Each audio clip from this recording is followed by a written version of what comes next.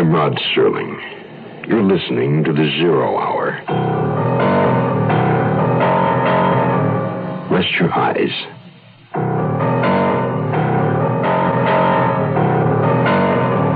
Open your mind.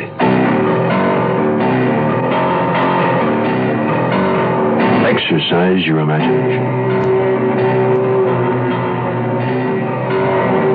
This week, Bill S. Ballinger's study of a deadly obsession. Fourth of Forever. Starring John Dehner.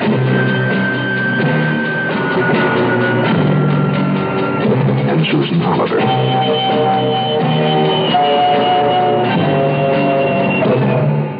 In Elliot Lewis's production of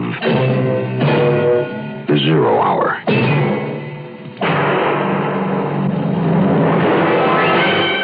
The Mutual Broadcasting System presents The Zero Hour.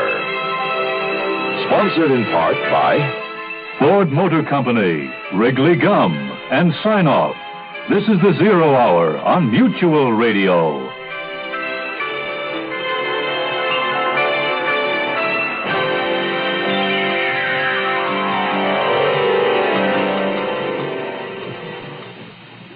This week, a story of numbers. One man, one woman, and the desperation of their individual single desires.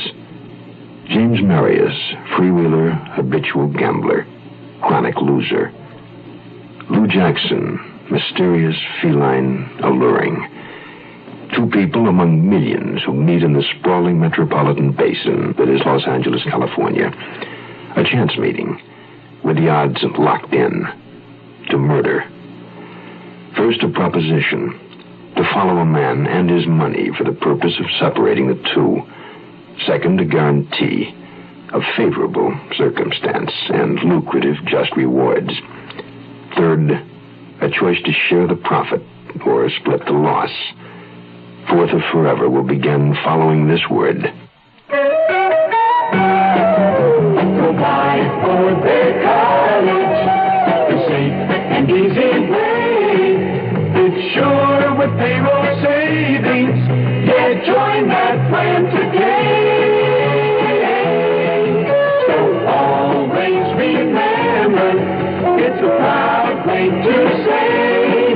Take stock in America, buy U.S. savings bonds.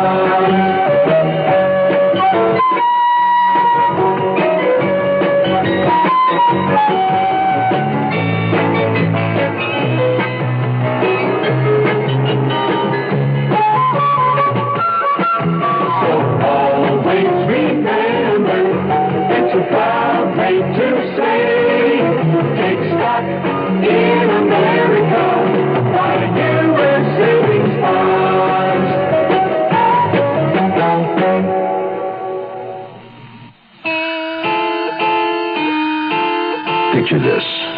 A little used airstrip in a mountainous part of Mexico.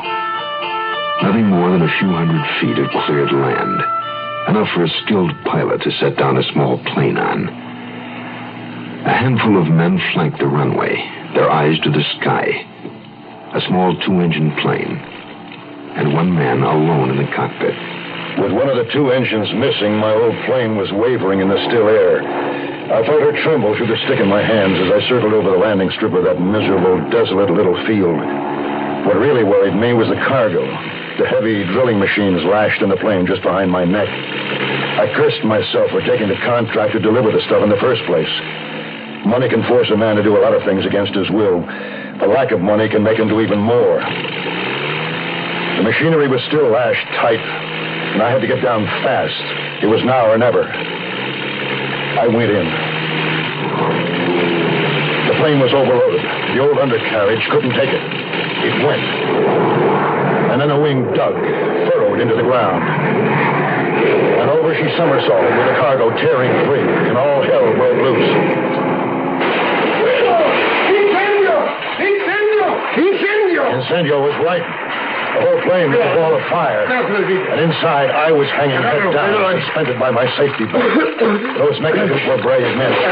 They got through the shattered window of the cockpit, clawing through the tangle of wire, choking with the smoke, burning themselves. But they got me out, pulled me through the window, and I got cut bad on the broken glass. But at least I was able to walk away from the plane under my own power, far enough away before the old crate blew.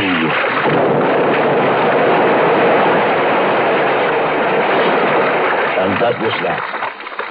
The last of my plane, the last of my money, the last of my plans for my own air cargo line, the last of my hopes, or so I thought.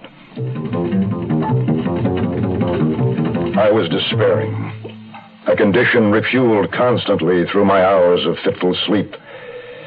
I replayed that horrible event over and over in my dreams for years after. It followed me back to Hollywood, into the cheap apartments where I lived, and right into the bars where I tried to drown the memory, but didn't succeed. Drinking didn't help, regardless of how much I drank or how drunk I got. Like the night I came staggering out of Pernod Place, a joint on Sunset Strip. The car jock gunned my old sports car up to the curb. Evening, Mr. Maharis. You feel okay to drive? I feel great. Yeah, something new has been added. Since you was a friend of yours who wanted to wait in your car. I've been waiting a long time. Good evening, James. She smiled at me from where she lounged down and back in the passenger seat. A slow, easy smile, showing small white teeth, a casual curving of her lips, like a cat's. Her hair was silver gilt and edged with indigo from the neon side outside Pernod Place. I put the car in gear and moved out into the stream of traffic. You're going in the wrong direction. Wrong direction from where? It's not important. The point, exactly. Once I get to wherever I'm going, I haven't been any place. I don't know you. I know you. This is a gag. Who put you up to it? My own idea. I'll drive you to the Roosevelt. You can get a cab there. I'm not ready to take a cab. I picked you up. Not for the reason you're probably thinking. Not thinking much of anything right now. Except it's after 2. I had a date at 10. It's a little late. You don't want to keep it. If you do, you're going to disappoint me. Look what I brought. A bottle of champagne and one of brandy. I hope you'll help me drink it. Hey, look, I live here. Have for quite a while. I'm no sucker for a setup. You don't have enough money to make setting you up, as you put it, worthwhile. I've been to a lot of trouble finding you, Maharis. Come on. Let's be pleasant and celebrate my success. Please? Why'd you try to find me?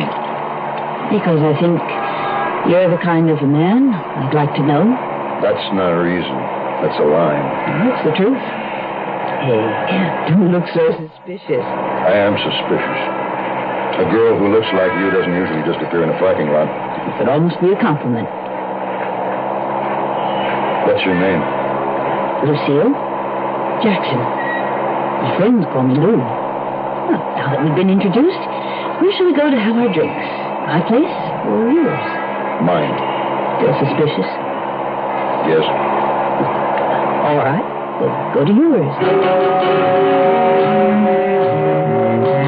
I swung the car off Sunset Boulevard, La Brea, and cut up Franklin, turned on Highland, and headed north toward the Hollywood Bowl. Just before the Bowl, I pulled into the drive of the old Mediterranean Spanish-style apartment building where I lived. I parked in the back. She brought the paper bag of bottles. And we entered the patio from a rear archway and walked along the side of a pool to my door at the far end. Inside, I turned on the light. And for the first time, I really saw her.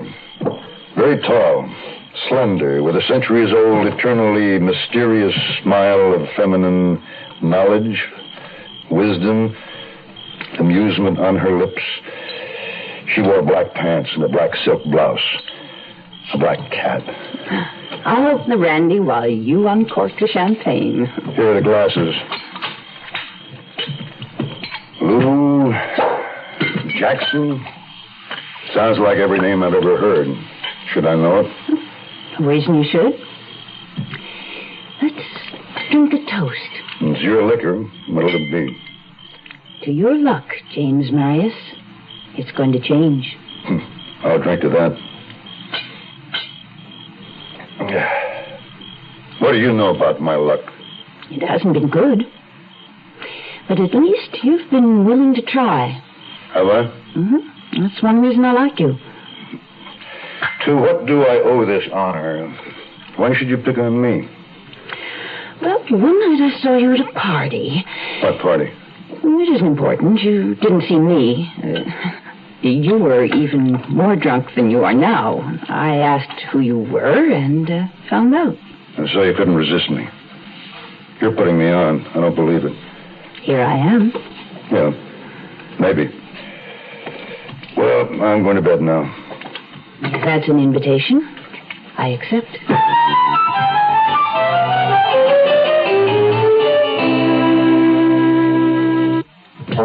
Looking for a car that's easy on gas, easy to buy, and yet has the luxury you want in a car? Look what we've done to our Mustang. Look what we've done to that car. So we changed the size, we changed the style, and you're gonna like it fine. So look what we've done to that car. Mustang 2. It's the all-new economical car from Ford.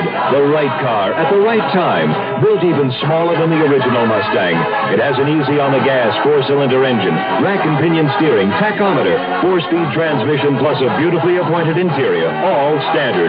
Luxury plus economy. That's Mustang 2. When you take a ride, what one road, that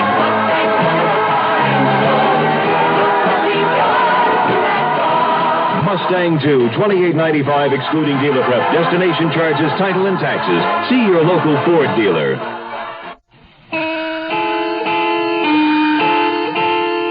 When I woke up, the room was bright. It had to be noon or later. I had an awful hangover. It took me a few minutes to remember the night before and Lou Jackson. I saw the empty bottles. They were there, but she was gone. And what else? I groped my way over to my clothes, heaped in a pile on a chair, and went through my trousers. My billfold was missing. I'd been taken, like a naive, chumpetic invention. It made me sick. Sicker than I was to realize I'd lost my money, driver's license, everything. Everything but credit cards. I didn't own any. Hello? Hello, James. This is Lou.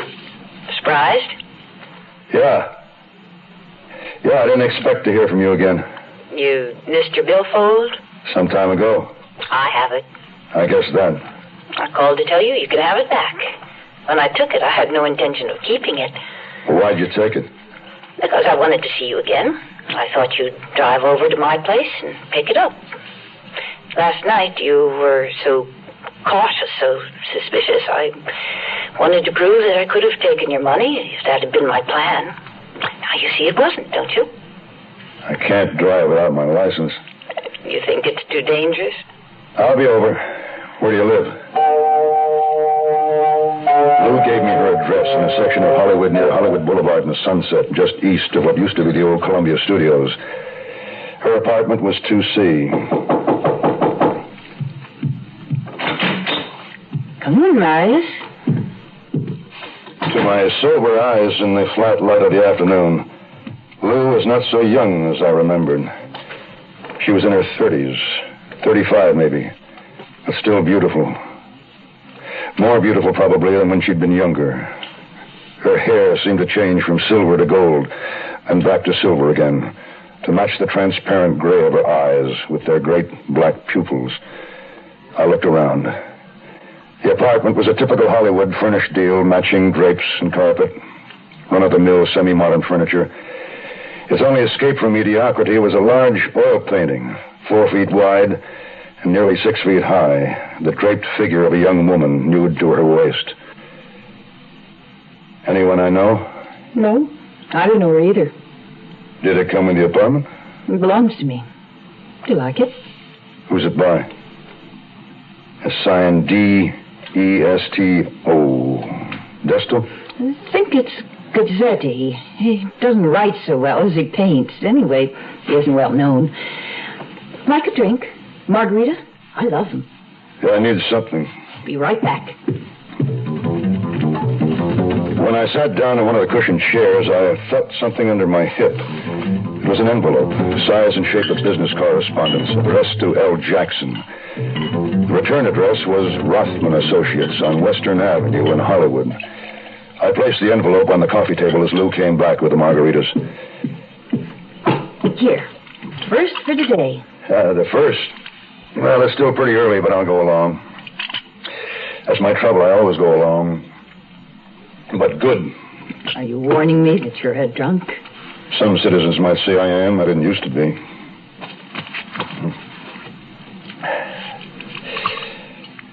You're lovely.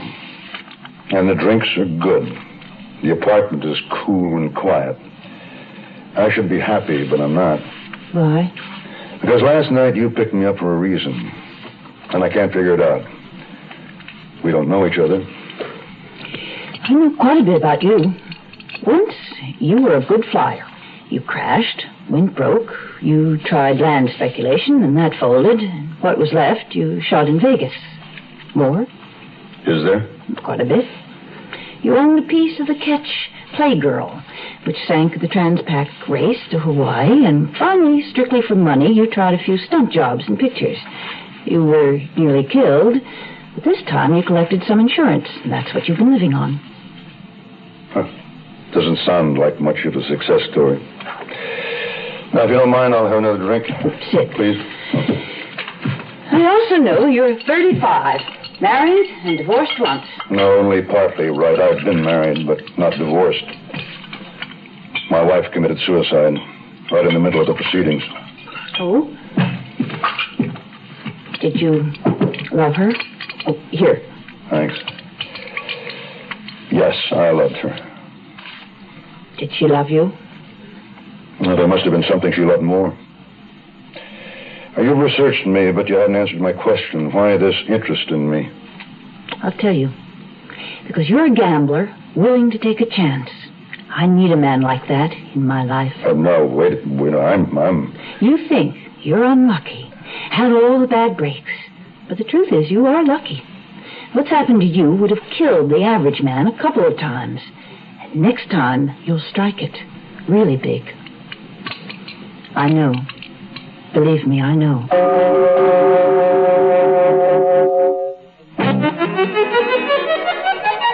Chewing gum can be fun when the taste is the one that tastes so double good. Double Mint will do it, 'cause it's double good all through it. Everybody, Double Mint, double good, Double Mint. Chewing gum that tastes double good. Double Mint will do it. Get some Double Mint and chew it. Double Mint chewing gum, it's the one made for fun. Sinus flares up. Sometimes your whole face aches. When you need occasional help, get Sign-Off tablets, the sinus medicine. Sign-Off works with a full dose of pure aspirin for sinus headache, plus a sinus drainer for congestion. That's how Sign-Off helps sinus pain while you drain. Help sinus pain while you drain. Take Sign-Off only as directed. SINEOFF. The sinus medicine in the bright red box.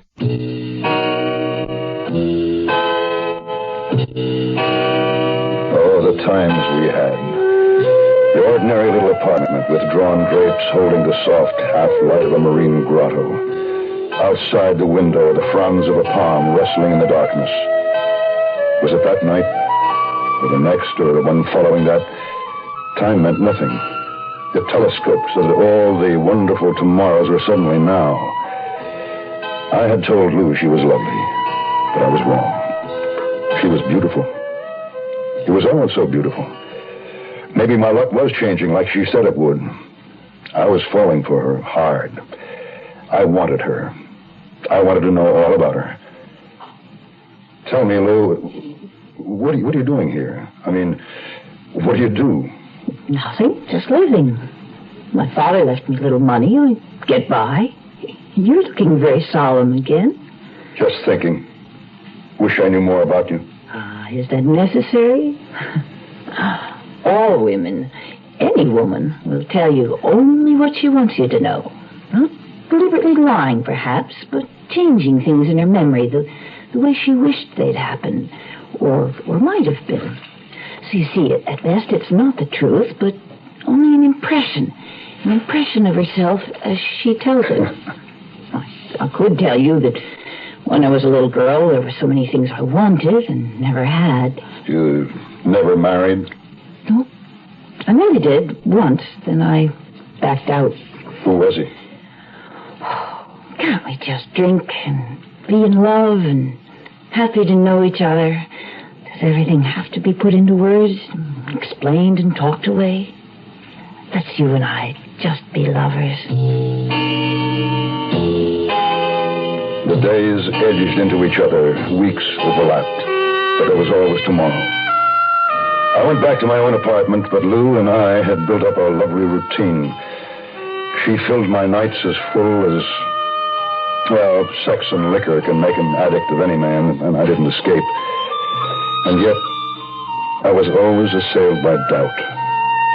Doubt that tonight she would fail to arrive. I was frightened that she might drop out of my life as suddenly as she had appeared. She was under no obligation to me, owed me nothing. Always, however, she did come. I'd take her in my arms, and our night would begin. Tomorrow was another day. But the day finally came when the last of my money ran out. My checking account was empty. The liquor, my apartment, even my car would have to go. Tomorrow had finally arrived. I couldn't endure the prospect of life without Lou. I couldn't give her up. She had never discussed marriage, never demanded it, but keep her I must, on any terms. Waiting? I'm always waiting. You look so glum. Do I? Well, come on in. Maybe a drink will pick me up. Lou, there's something that I have to tell you. Oh? I'm broke. Except for a few bucks in my pocket, I have nothing in the bank or anyplace else. What are your plans? I don't know. Nothing for me around here. I used to have a good friend in Chicago. Perhaps he can line me up a job back there. Have you written to him? No, not yet. I wanted to tell you first. Now, if I go back, will you come with me? We'll get married. No. Darling, I love you. You must understand that. I don't understand. Then listen to me for a moment. I do love you, and I will marry you, but I won't do it like this, beaten down, creeping off to Chicago on our knees to live off a handout from a friend. Well, that's better than living on county charity. Is it? Well, what do you suggest? Well, it's not clear to me either, at least not right now, but it must involve a lot of money, and it should take brains, or someone else would have done it. There has to be the element of risk. Let me think about it. Somewhere in the back of my mind there is an idea. Only a passing thought, really. Sit down. We'll talk about it. Please, look, it's still early. You don't have to go now. Good night, darling. I'll call you tomorrow when I know more. Know more about what? Money, love. Lots of it. At least all we'd need to be happy together. Please, stay. I want you to stay.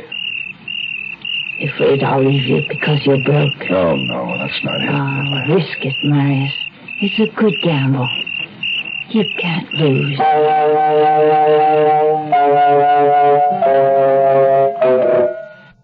Tomorrow at this time, rest your eyes and listen here to this week's continuing study in suspense, Fourth of Forever. I'm Rod Serling, and this is The Zero Hour. Today's episode brought to you in part by Ford Motor Company, Wrigley Gum, and Sign Off. This is the Zero Hour on Mutual Radio.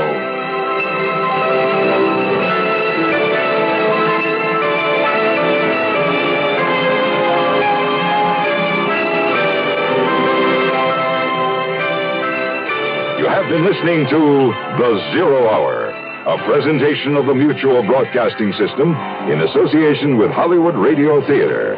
Heard every weekday at this time. Rod Serling is your host. Zero Hour is produced and directed by Elliott Lewis.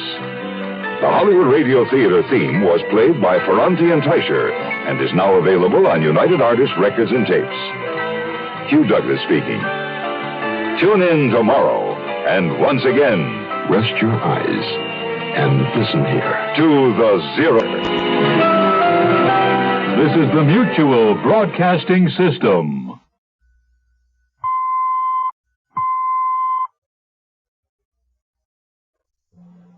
I'm Rod Serling. You're listening to The Zero Hour. Rest your eyes.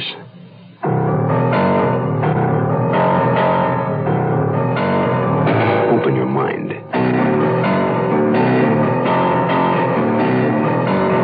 Exercise your imagination.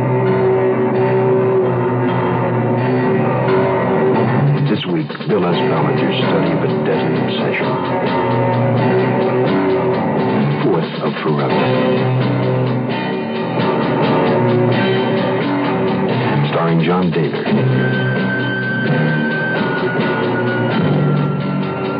And Susan Oliver.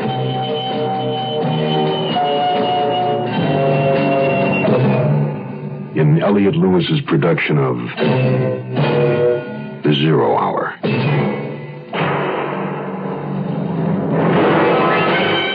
The Mutual Broadcasting System presents The Zero Hour. Sponsored in part by Wrigley Gum, Sign Off, and Ford Motor Company.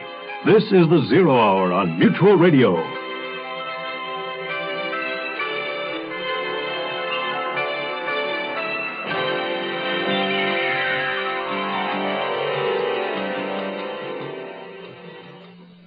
James Marius, one man alone, with a passion for gambling, a dependence upon alcohol, and a desire for one woman. Lou Jackson, one woman. A woman who knows what she wants and what's necessary to do to get it. They met in a parking lot on the Sunset Strip. The right place, the right time. For James Marius, the desire has become an obsession. But the obsession has left him penniless and vulnerable. For Lou Jackson, this is a man primed for action, not afraid to take a risk. A risk she is now prepared to ask him to take. The stakes must be high and the odds long. The reward James Marius will seek is nothing short of forever. Fourth of Forever continues in a moment. Hello, I'm Anita Kerr. The Veterans Administration says that if you are a veteran just getting home, you should talk over your future with VA as soon as possible. Find out about GI training and education opportunities. The GI Bill gives you a chance to continue your schooling and get paid while you go. And when you are finished, you will qualify for better employment and make more money than you can now. So, don't take the first job that comes along just because it's the easy thing to do. Think of a career rather than a job and prepare for it with the GI training time you earned while in uniform. You'll wind up with better pay and a happier future. Visit, write or call your nearest VA office today and get started.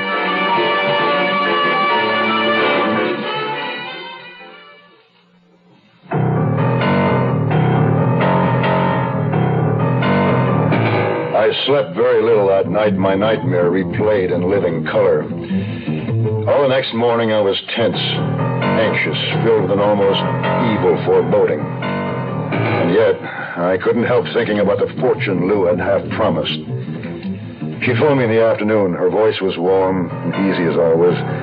She suggested we meet for a drink at Pernod Place. In a way, it was sort of ironic. We had first met there when I was in the depths, and now it seemed our second meeting might rocket me to new heights. Waiting long? Just got here. Sit down, darling. I missed you. All night. You wondered why I left? Understatement. Waiter. 2 scotches on the rocks. Remember what we were discussing? Yeah. I used to know a girl named Clara. No glamour puss, no sharp cookie, actually. She's pretty dull. Yeah. I first met her when I came out here. Clara's a secretary. Private secretary to a rich real estate man. Theodore Warren, Ted Warren. Ever heard of him? Maybe the name's familiar. Well, Clara has no life of her own, no men, not much of anything. So she's built her whole life around her boss, all she can talk about. She takes care, but really, of all the details for him. Whenever we met for lunch, she'd tell me every little thing. Frankly, it was a bore. I couldn't have cared less. Why did you keep on seeing her then? Oh, I felt sorry for her, I suppose. Anyhow, her boss, Ted Warren, has lots of irons in the fire. He goes to New York every month or two and takes huge amounts of cash with him. Well, part in cash, part in negotiable stocks and bonds. Don't you think that's rather odd? Well, it takes a week to 10 days for a check to clear between Los Angeles and New York. Maybe he uses the money for down payments, guarantees, possibly performance bonds. That might be it. Anyway, Mr. Warren, I gather, is a bit of an old toad. Always stays at the same hotel, same suite. He likes a particular view of the park. You're building up to something. What?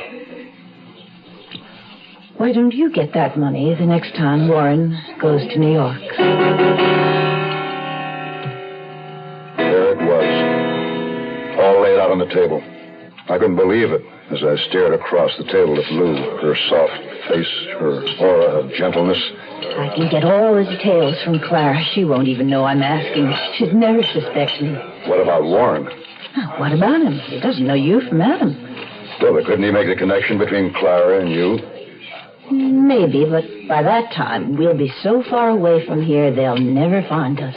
If I go to New York, it'll take money just to get there. Oh, I thought of that. Here is a cashier's check. $1,000. It's nearly the last of what I have. But we're in this together, darling. Let's drink to it. That next week, Lou renewed her friendship with Clara. They met for lunch nearly every day at exactly 12 noon.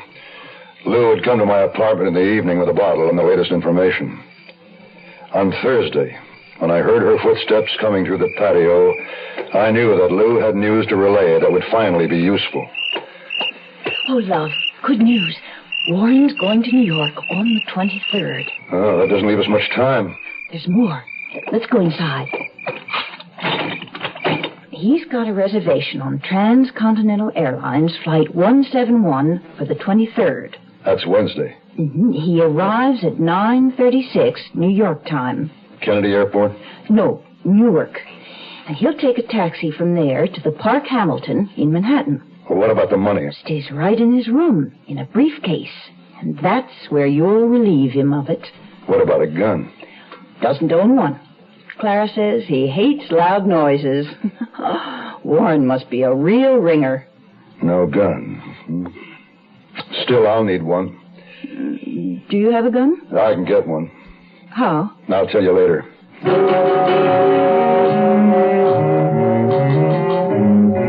The following morning, I went out to a studio where a director friend of mine was shooting a picture. On the sound stage, I managed to lift a revolver from the props. Smith & Wesson 38. It was easy. Next, I needed bullets. I bought them in the black market on Sunset. Then I got Warren's business address from the Yellow Pages. Dressed in a pair of coveralls like maintenance servicemen wear and with an assortment of plastic alphabet letters, I took up a position in the corridor outside the doors of Warren's office.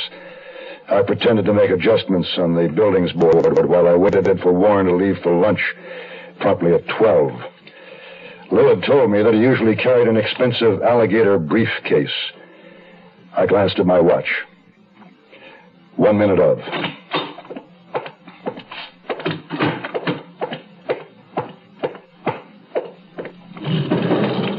Down. It was a man with a briefcase, but I wasn't positive the man was Warren. The time was right, and he carried a briefcase, but he was younger than I thought he'd be. I went through the heavy walnut panel doors, which were lettered in gold. Theodore K. Warren, Realty. A young, pretty receptionist was seated behind a desk. Yes? Say, is Mr. Warren in? Who shall I say is calling? From the garage. Oh, I'm sorry. Mr. Warren just left for lunch. Oh. Well, was that him getting on the elevator when I got off wearing a dark suit, carrying a briefcase? Must have been. He hasn't been gone 2 minutes.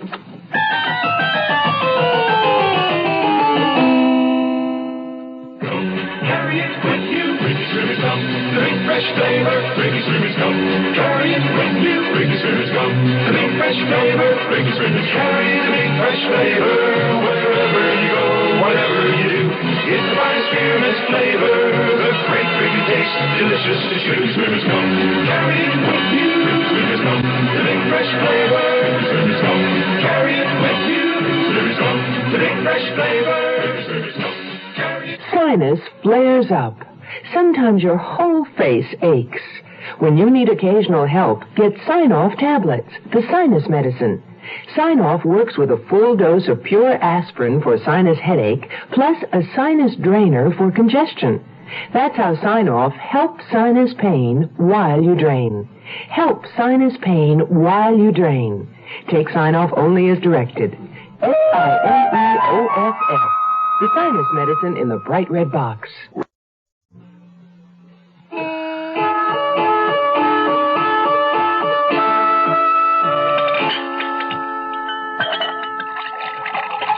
Here you are, darling. You're worried about something. I got to look at Ted Warren. Have you ever seen him? No, all I know about him is what Clara's told me. What Clara's told you isn't quite true. Warren's not the little toad he is supposed to be. But that's not what worries me. What is it, then? If Clara gives you a wrong description about how Warren looks, why can't she be wrong about a lot of other things we're depending on?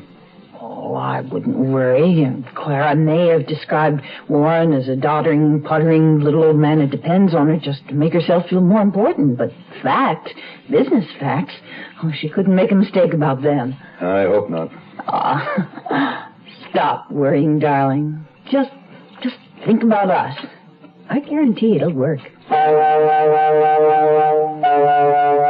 afternoon of Tuesday, the 22nd, Lou came to my apartment. I left my car parked there. She drove me to the airport. On the way, we went over the plan. Warren will check into the Park Hamilton Suite 1220 around 10:45. At 11, he should be getting ready for bed. And that's when I hit him. I'll get the money and be out of the hotel by 10 after 11. I'll have a cab waiting to take me to LaGuardia Airport in time to catch the 12:30 flight to L.A. Right? Now, if something goes wrong and you don't catch it... Well, I'll wait for the next flight. Where will you stay tonight? I'll find a hotel near the Park Hamilton. And tomorrow during the day, I'll get a look at Warren's suite. Locate the doors, windows, exits, elevators, and so on. Tomorrow night, when he arrives, I'll be ready. On the flight to New York, I still had doubts. I realized I was taking a calculated risk and was banking on my strength and nerves to mesh correctly with time, place, and circumstances to gain a fortune. But I wasn't sure I still had the guts to pull it off. I wasn't a coward, I never have been.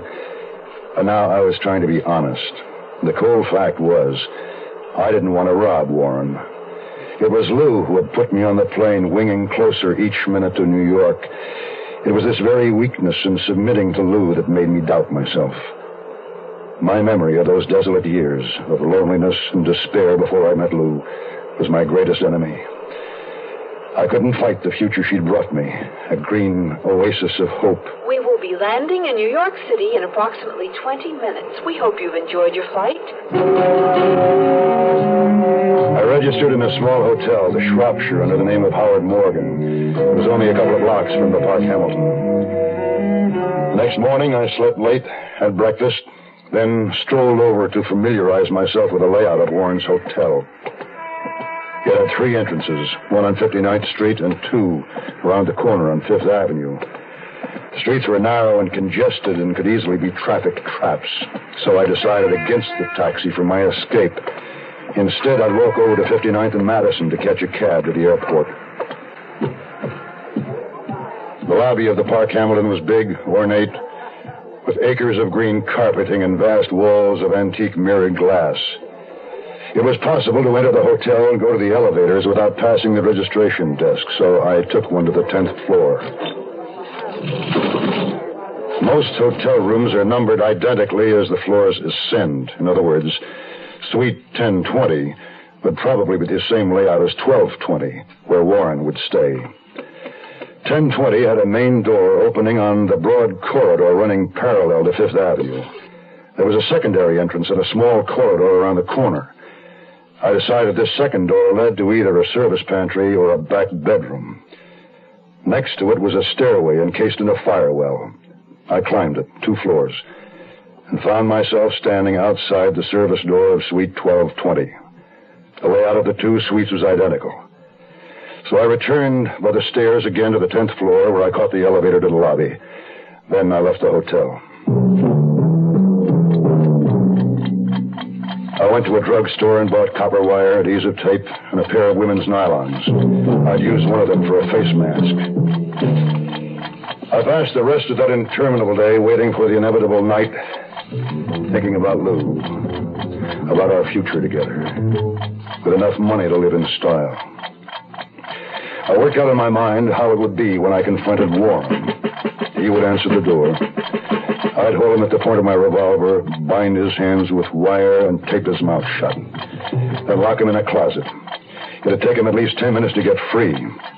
If he put up a fight, I'd smack him with a gun, knock him unconscious. At 11 o'clock, I left the bar in the Shropshire. I wasn't drunk.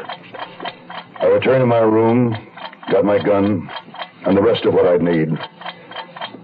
Then I started for the Park Hamilton and Ted Warren.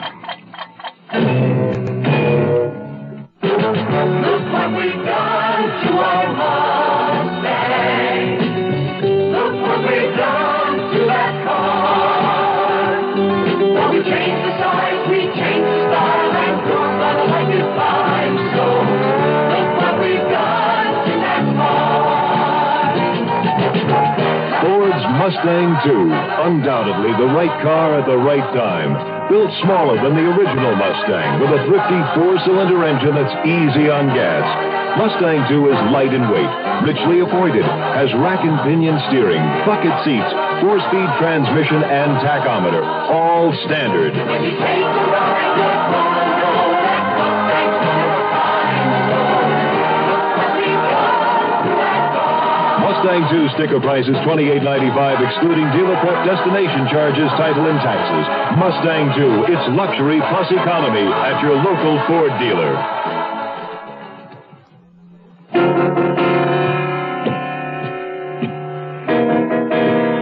I stopped behind the metal door of the firewell on the 12th floor. There I took off my topcoat, folded it, and placed it on the floor just inside the door. The wire and tape were in my pockets. Pulling a nylon over my face, I checked my gun and stepped out into the hall. For a moment, I stared at the door. 1220. This was the point of no return. Who's there? Mr. Warren? Sir, I'm sorry to disturb you. I'm from maintenance. What the hell's that? There's a short on this floor. I gotta check the lights. Oh, hurry it up. I'm getting ready for bed. As soon as I saw the door crack open, I slammed it back on him with all my might and knocked him halfway across the room. He was wearing an open dressing gown and pajama pants. Behind him, a hall led to a darkened bedroom. A mirror in the hall reflected the open door. Though I had the revolver pointed at his chest, he appeared more angry than frightened. What do you want? The money, Mr. Warren. My wallet? You're welcome to it. You know what I mean. Where's the briefcase?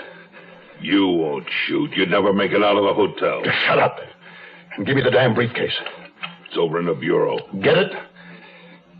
All right. And keep your hands where I can see them. Warren went to the bureau, took out the briefcase, and came back, holding it in front of him. Then he shot me from behind his briefcase. I fell back. My right arm jerked up with pain. I saw the reflection of the flame from my revolver in the mirror before the bedroom. Warren pitched forward to the floor. I didn't stop with the briefcase or anything. I just turned and ran.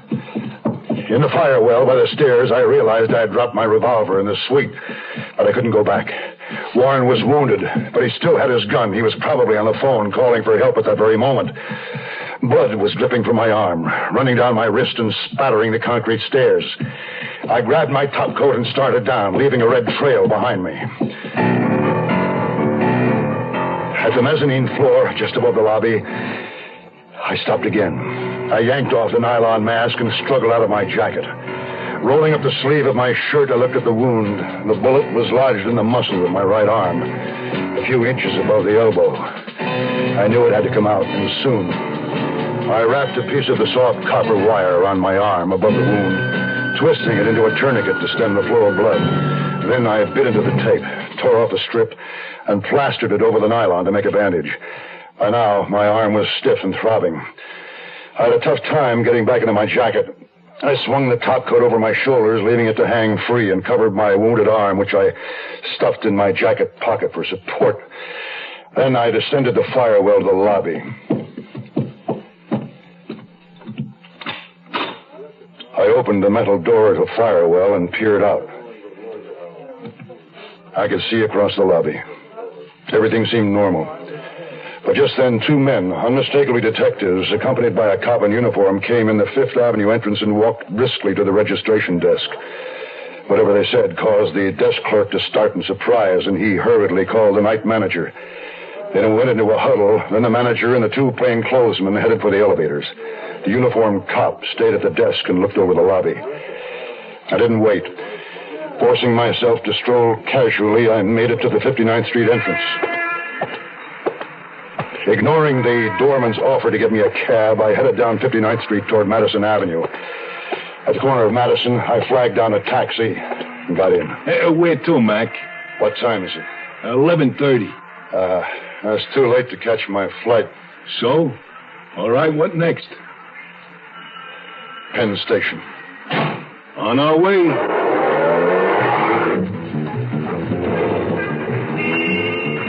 I didn't go to the station. I knew there'd be an APB out for a wounded man at all railroad stations, airports, bus depots, even ship terminals.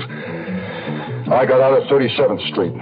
Down the block, I saw a cut-rate drugstore and headed for it, self-service. I picked up a cheap canvas suitcase, a bottle of iodine, roll of cotton, a box of cleaning tissue, a razor, and cheesy orange sports shirt, the only one in the store that would fit me.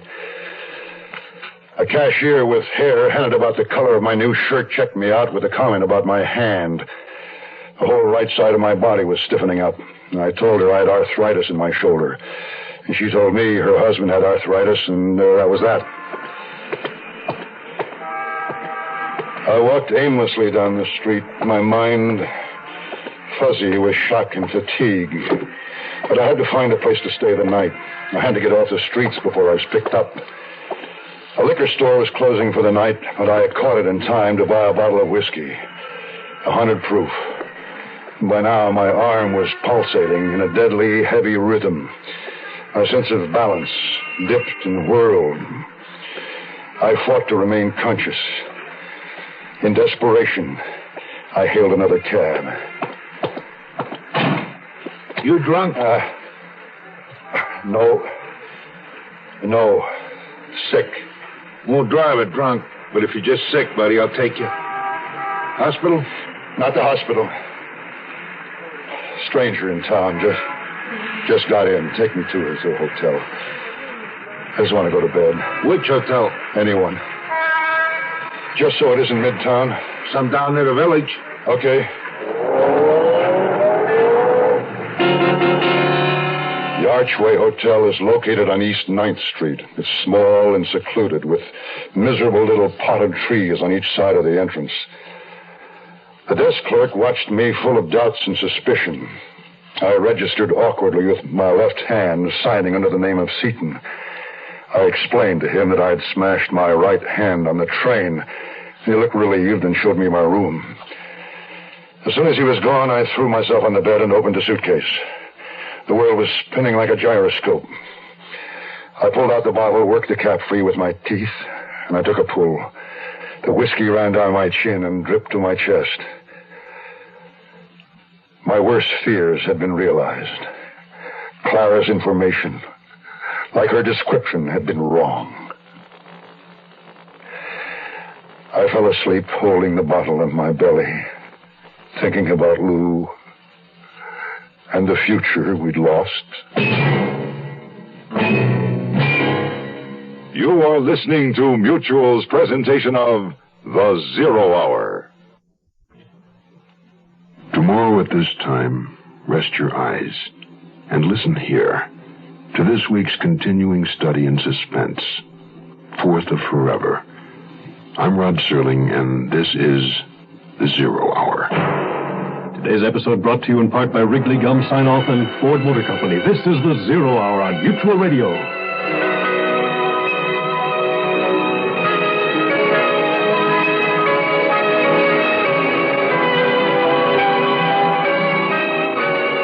You have been listening to The Zero Hour, a presentation of the Mutual Broadcasting System in association with Hollywood Radio Theater.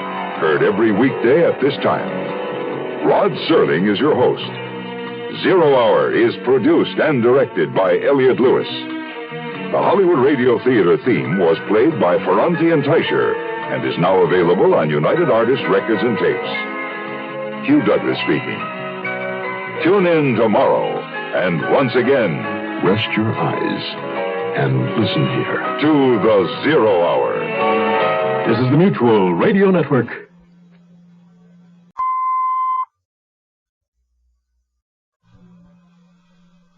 I'm Rod Serling. You're listening to The Zero Hour. Rest your eyes.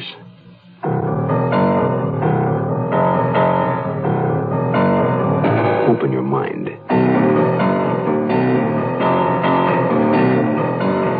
Exercise your imagination. This week, Bill S. Ballinger's study of a deadly obsession. Fourth of Forever.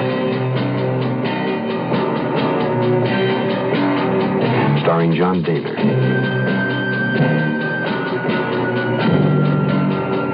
And Susan Oliver.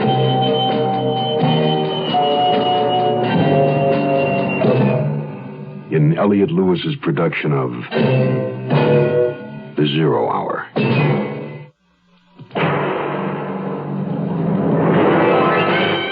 The Mutual Broadcasting System presents The Zero Hour. Sponsored in part by Ford Motor Company, Wrigley Gum and Sign-Off. This is The Zero Hour on Mutual Radio.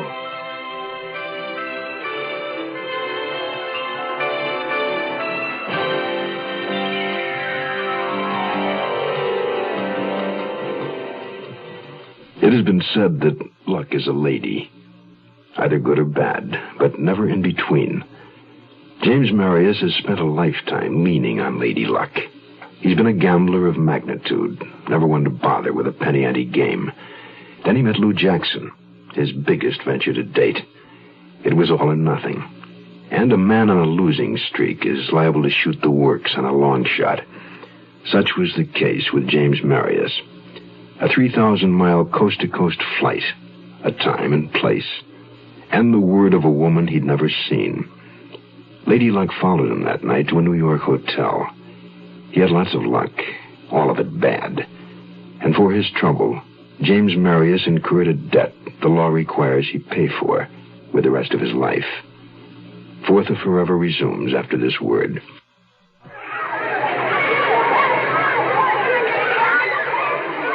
Leukemia is a disease of the blood-forming organs. It takes the lives of more children than any other disease known to man. It afflicts even more adults than children.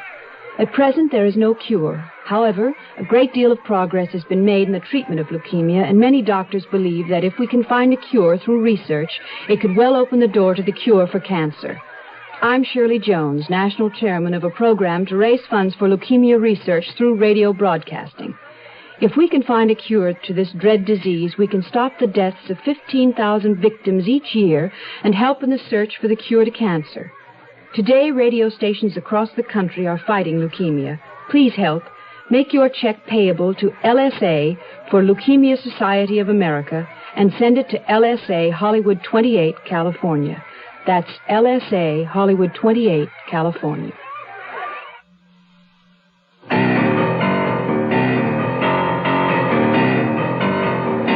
I awoke with a start from the old familiar nightmare.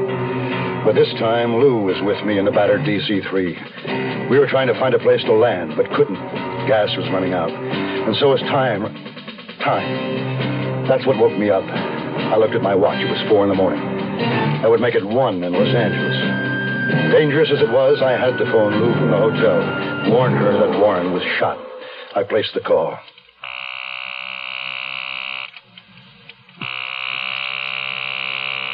Why didn't she answer? She should have been there, but she wasn't. What had happened? Had the police already taken her? My fear was more terrible than any I'd ever known. Not for me, but for Lou. How could the cops have connected her with me so quickly? They hadn't taken me yet. What was happening? I couldn't go back to sleep. The blazing in my arm kept me up. I knew I had to have it taken care of, the bullet removed. I needed a drink, but instead I emptied the bottle down the drain. I could no longer afford the luxury of getting drunk. I was facing a 20-year jolt for attempted robbery and the accidental shooting of Warren. I destroyed my return plane ticket. All out-of-town flights would be screened thoroughly. Of Lou's $1,000, I had about $500 left, enough to get me back some way. I waited until about 8 before leaving the hotel. I draped my topcoat over my right arm to conceal the bloodstains on the sleeve. Walking to University Place, I bought a paper and went into a small cafe. It was practically empty. I sat in a booth near the back and ordered coffee and opened the paper. The story was on page 3. It wasn't a big one, but the headline caught my eye and shook me through to my feet. Multi-millionaire murdered in hotel room. The article said Warren's body was discovered after an anonymous phone call to the police. Bloodstained prints had been found on his door. The lab was checking these for identification. My belly dropped. Warren was dead. I hadn't meant to shoot him. I hadn't aimed. I didn't remember pulling the trigger. All I remembered was his shot, and my arm jerked. And then the second shot, and the reflection in the hall mirror. In the back of the restaurant was a public phone booth. I tried to call Lou again.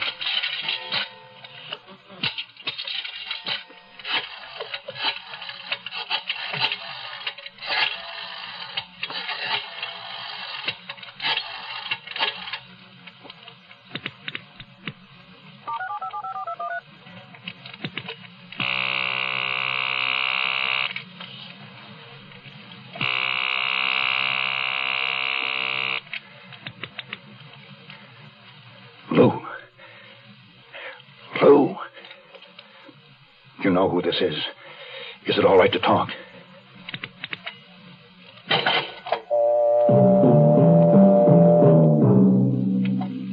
I couldn't understand it. Why would she take so long to answer and then not say a word? Was it possible the cops were in her apartment and trying to trace the call already? I left the cafe in a hurry. I took a cab to the Bowery. My jacket was badly bloodstained, so I bought another one in a used clothes store for $5, and then I walked up the street. I knew I had to get out of New York, but I had to do something about my arm first, get that bullet out before the infection took over.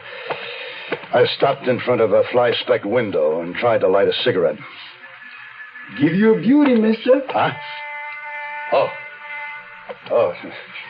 Bojo Jack's tattoo parlor. Take your pick. Anything you want. Butterflies, mermaids, hearts and doves, battleships, the works, man. $25. Bojo Jack had an old leathery face split into a wide smile. One front tooth was missing. The other was rotten with a gold star right in the center. His features were squashed together as if he supported a heavy weight on his head. But his hands were what caught my attention. They were sensitive and delicate. I'll make you a deal. Cut it to 15. Let's talk inside. The tattoo shop was long and narrow and partitioned by a heavy green curtain. I assumed Jack lived behind it. In front was a white kitchen table, a couple of metal stools, and on a shelf at the table were his instruments and inks. Hanging above the table from a cord was a large light bulb inside a metal reflector. I've been messing around this business 40 years, mister. You ain't gonna get hurt none. Don't hurt at all. How would you like to make $50? Tattooing? No. I thought not. I'll do a lot of things for $50, but not everything. What you got in mind? If you turn down my proposition, will you keep quiet about it? Well, I don't ever do much talking unless someone's whipping me real good. That happens, maybe I'll talk. Won't happen. I got a slug in my arm. Can you take it out? The man after you? No, not yet. You've plenty of time. Ain't got much of anything to work with. It figures to hurt real bad. It hurts now. Wait, let me take a look. Don't want nobody watching me.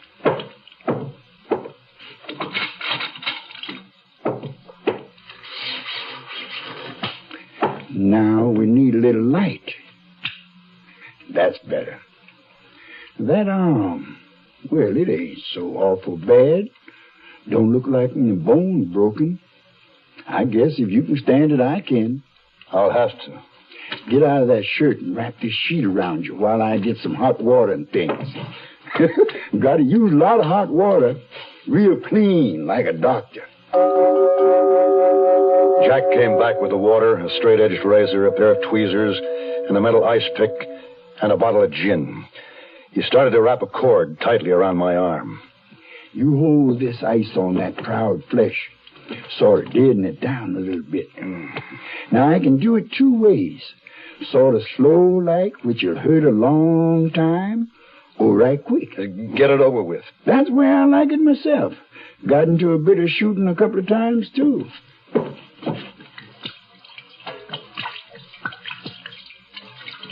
Hate to waste this good gin washing my hands. Just like old Dr. Kildare. Nothing better than gin to keep the bugs out, though. Well, here she goes.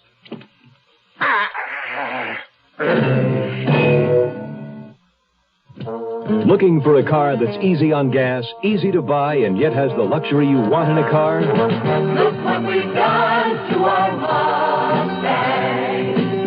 Look what we've done to that car. Well, we changed the size, we changed the style, and you're gonna like it fine. So, look what we've done to that car.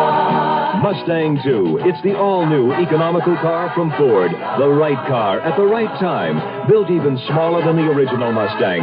It has an easy-on-the-gas four-cylinder engine, rack and pinion steering, tachometer, four-speed transmission, plus a beautifully appointed interior. All standard. Luxury plus economy.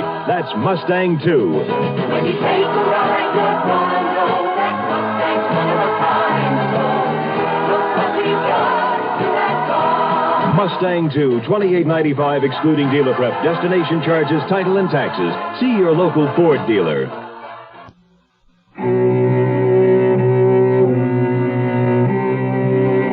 I clung to the metal stool and bent a rung on it.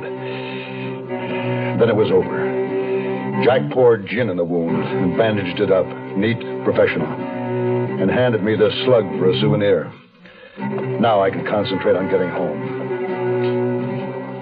I had to see Lou, regardless of the danger. Somehow I had to get back to L.A. I'd find her, and we'd leave together. Beyond that, I had no plans. I took a bus from New York to Boston. I tried to call her from the depot.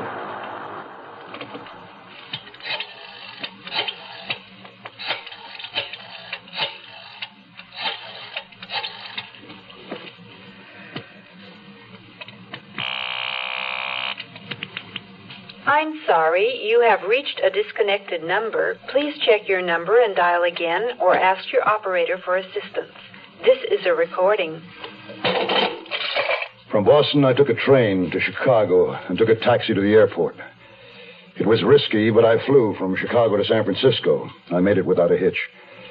And from San Francisco to Los Angeles by bus. In the L.A. bus station, I bought a newspaper. It said that the police in both New York and Los Angeles were searching for James Maharis in connection with Warren's murder. Obviously, I'd been identified through my prints. But to my great relief, there was no mention of Lou Jackson. She hadn't been connected. Lou was safe. I decided to try Lou's apartment. No one there had seen me before, so I wouldn't be recognized. Unless the cops were waiting for me there. I found her name had been removed from the mailbox. So I tried the manager.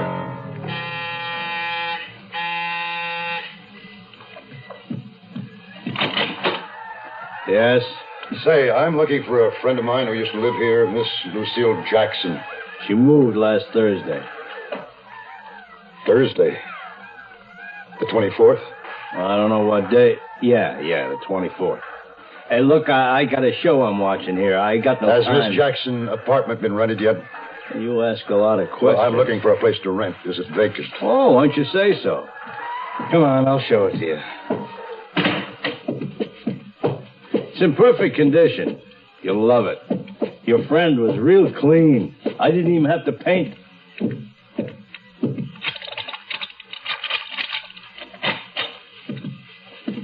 Go ahead. Take a look around. Yeah. Lou, Miss Jackson used to have a painting of mine. A big one, a nude woman. I don't know nothing about no nude painting. I leave my tenants be. How long did she live here? 4, 5 months, maybe. Did she leave a forwarding address? No. Hey, do you want the place or don't you? Well, I'll get back to you. Thanks. Common sense warned me not to go to my old apartment. The cops would have my place staked out. It was an awful risk. But I knew I'd try because of the faint possibility she might have left me some clue. So at 3:30 in the morning, the darkest hour of the night, I crept into the parking lot behind the apartment building. As I expected, my car was gone, impounded by the police.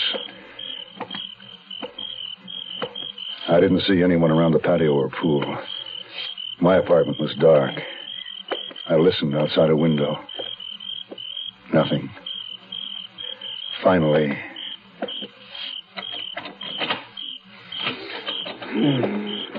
I went inside. Suddenly, I froze. Against the faint light of the window, I saw the silhouette of head and shoulders rising from the couch. A cop. Who's there? Halt! I'll shoot! It's no use, Marius! We know who you are!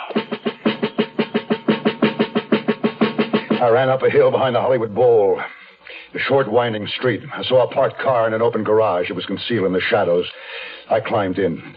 I stretched out in the back seat, cursing myself. Now the cops knew I was back in Los Angeles. I just had one lead left. Clara in Warren's office.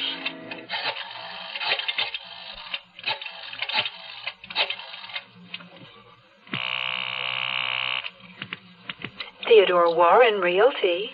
I'd like to speak to Clara. Mr. Warren's secretary.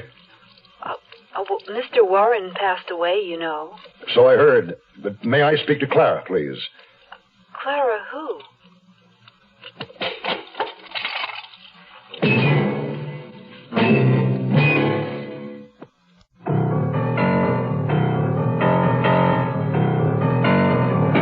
How could that be? Clara must have lied about everything. Even about being Warren's secretary. Then I remembered the painting. Lou had taken it with her when she moved so quickly. If she needed money as badly as I, she might try to sell it. Now, who was the painter? Well, what was his name? Gazzetti. I looked up an art dealer, went to his gallery, and he said... Gazzetti? No, we don't have anything he's done. Well, I saw a seated, draped figure of a nude he did. I'd like to buy it. If it were for sale, what would it cost? Some Gazzettis brought 5,000 a few years back. Might be higher now. That much? Why? You're paying for snob appeal. Apparently, Lou hadn't tried to sell the painting. But it puzzled me. How had she gotten hold of a $5,000 painting? I was of the belief that she had only a limited income. Getting around on foot had become too hazardous. I had to have a car. I walked to a big supermarket. Hundreds of parked cars, big, small, cheap, expensive, take your pick. I wasn't choosy. I found a small, inconspicuous sedan with its keys tucked in the sun visor above the wheel. I got in and drove off. I returned to my boarding house and switched plates with another car parked on the street. I had transportation now, but not much else. I went up to my room and had a drink. And once again in my memory, I saw Lou, her silver gilt hair aglow in the sparkle of my imagination. The music of her voice, the touch of her fingers, the scent of her body were opiates that deadened the pain of my failure, the loneliness. I sat down in the soft chair and thought back to how it was. I could see in my mind the Gazzetti on the wall, and there had been an envelope. When I sat down, there was a name on that envelope. Oh, hell, what was it? Rothman. Rothman Associates had an office in a shabby building on Western Avenue. Just the name on the door, nothing else. Rothman himself was a wiry man with blunt features and thinning hair parted in the center. He stared at me through deep-set eyes. Didn't offer to shake hands. Sit down. Say, I'd like to get in touch with Miss Lou Jackson. I think you know her. I think you're wrong. Yeah, well, I've been away, Mr. Rothman. In the meantime, she's moved. No forwarding address. Could be she didn't want you to find her. Now, that isn't the reason. We're good friends. What's your name? Horton. Clarence Horton. You're lying. No, you're lying, Mr. Rothman. She gave me your name. We don't give out information regarding clients. You're a private investigator. Now, that's good thinking. Well, I'm not asking for information, Mr. Rothman, just an address. Don't have it. Haven't heard from him in maybe, about 6 months. Well, did you have her address before then? Mister, my business is selling information, not giving it away. $50 a day. You want us to find her? All right, here's 50 for one day's work. Just give me your old address. See what I can do. Wait a minute.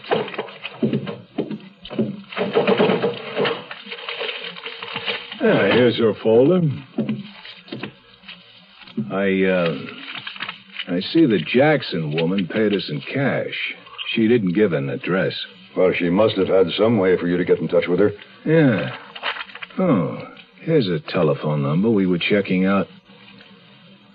Who did you say you were? Rothman shoved back his chair. I don't know what alarmed him, but he came at me. I picked up a metal ashtray off the desk and swung it. He fell across the desktop. I grabbed at the white card he had in his hand. The card tore in two. I still had part of it as I ran from the office. I reached the street and slowed to a fast walk so as not to attract attention. Around the corner where I'd parked the stolen car, I paused to look at the piece of card. There was a name.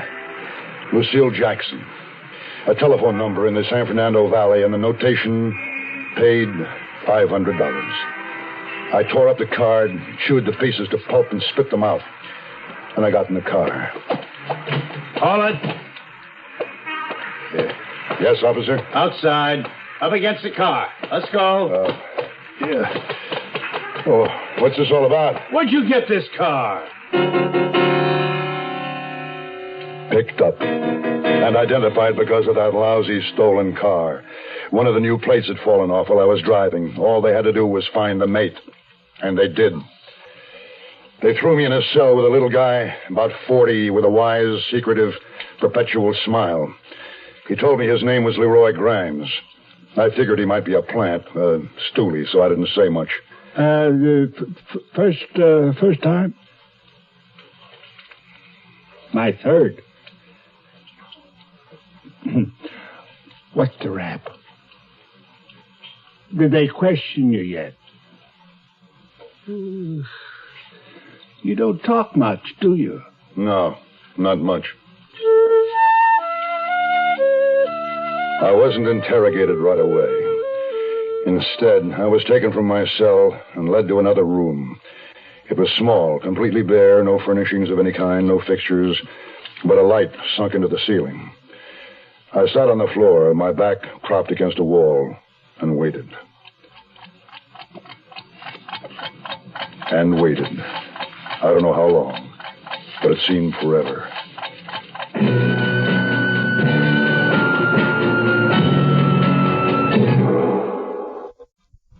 Tomorrow at this time, rest your eyes and listen here to this week's continuing study in suspense, Fourth of Forever.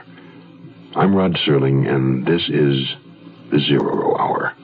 Today's episode brought to you in part by Ford Motor Company, Wrigley Gum, and Sign Off. This is the Zero Hour on Mutual Radio.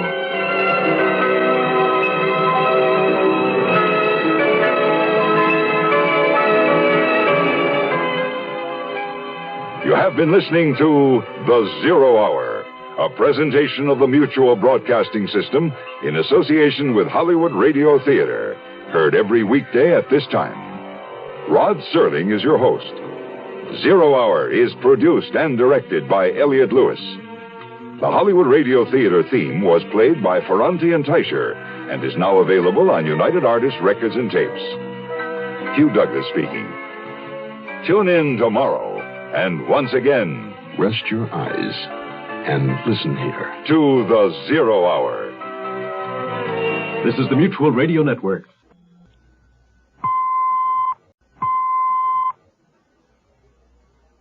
I'm Rod Serling. You're listening to the Zero Hour.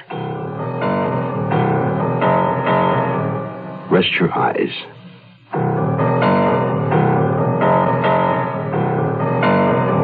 Open your mind.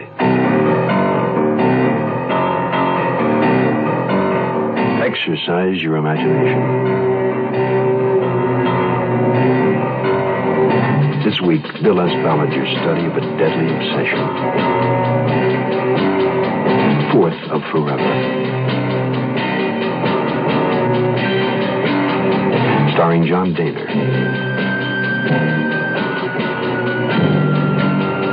And Susan Oliver.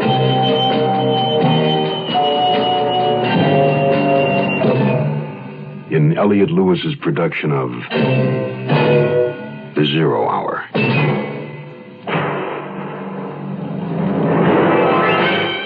The Mutual Broadcasting System presents The Zero Hour. Sponsored in part by Wrigley Gum, Sign Off, and Ford Motor Company. This is the Zero Hour on Mutual Radio.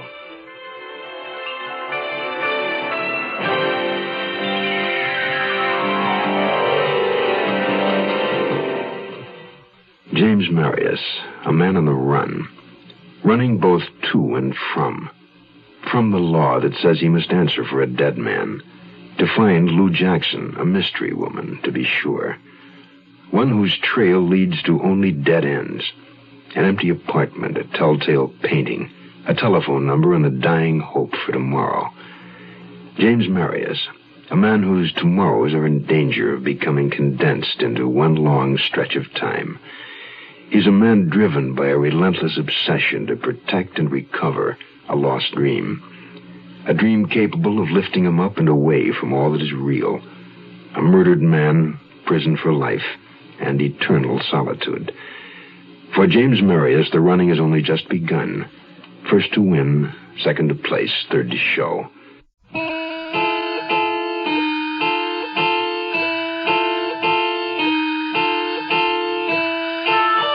I don't know how long I was out.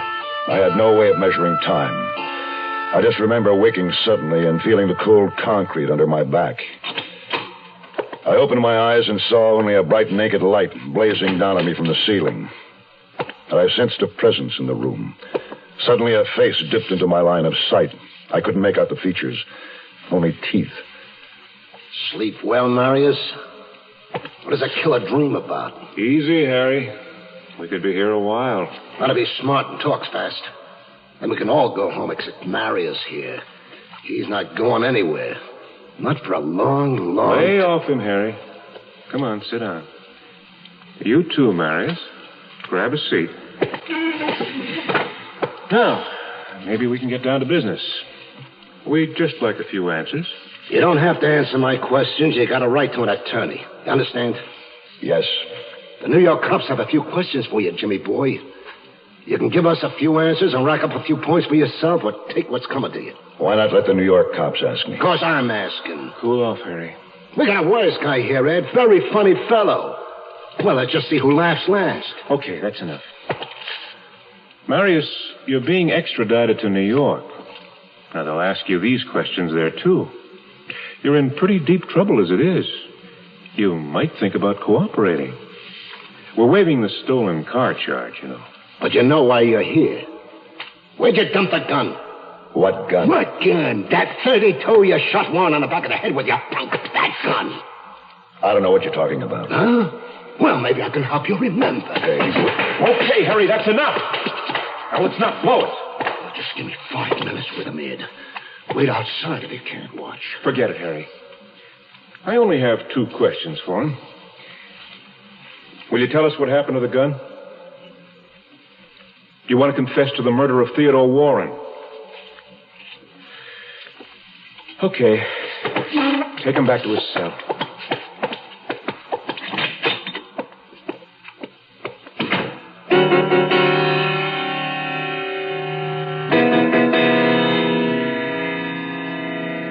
I had to confide in someone. I took a chance on Leroy Grimes and told him I was up on a murder charge, but I thought I might be innocent. I didn't say why.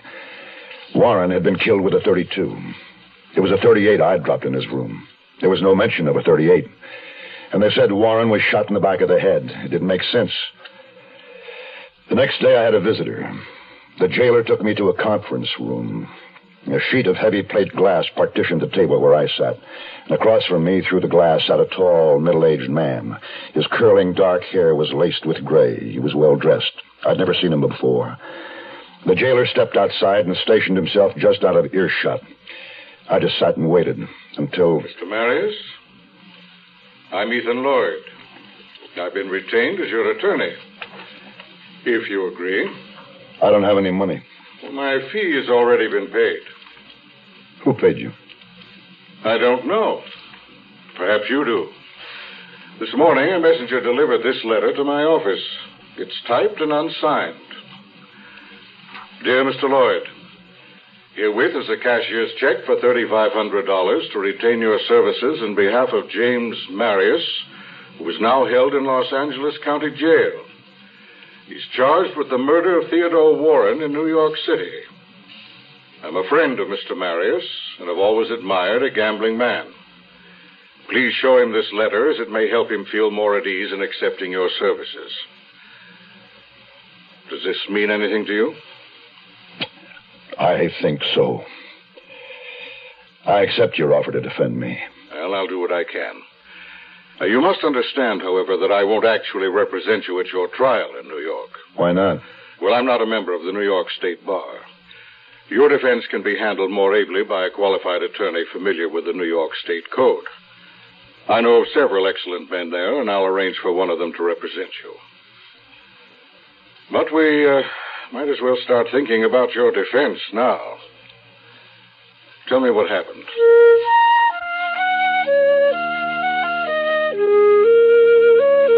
I told Lloyd what happened, or just about all of it. I didn't mention Lou by name or even indirectly. I said nothing of the plans and the rest of it. When I'd finished, Lloyd said... There's some big holes in your story, Mr. Marius. You're not telling me everything. I'm telling you the truth. So far as it goes. But you're not telling me all the facts. From your story, how could Warren have been shot in the back of the head? He was facing you. I don't know. And how come the cops are looking for a 32? Didn't they find a 38? It was still in the room when I ran out. How much have you told the police? Nothing. Now, that's good. Anything you have to say only to me. Oh, I'm going to leave a copy of today's paper with the jailer. He'll give it to you. I'll be in touch with you every day.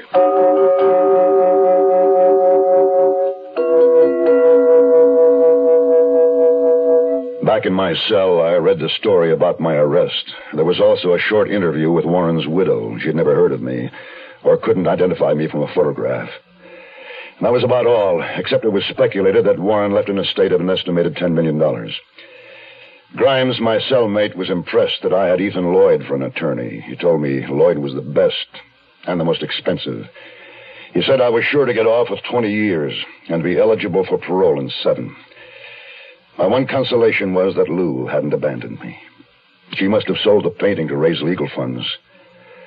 2,555 nights. 7 years of not seeing Lou. The prospect was intolerable. The pain unbearable. If that was the best, it wasn't good enough. There had to be another way. There just had to be.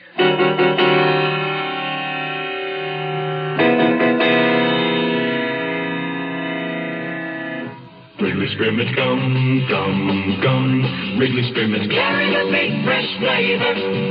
Wherever you go, whatever you do, it's the finest pack of flavor. Wherever you go, whatever you do.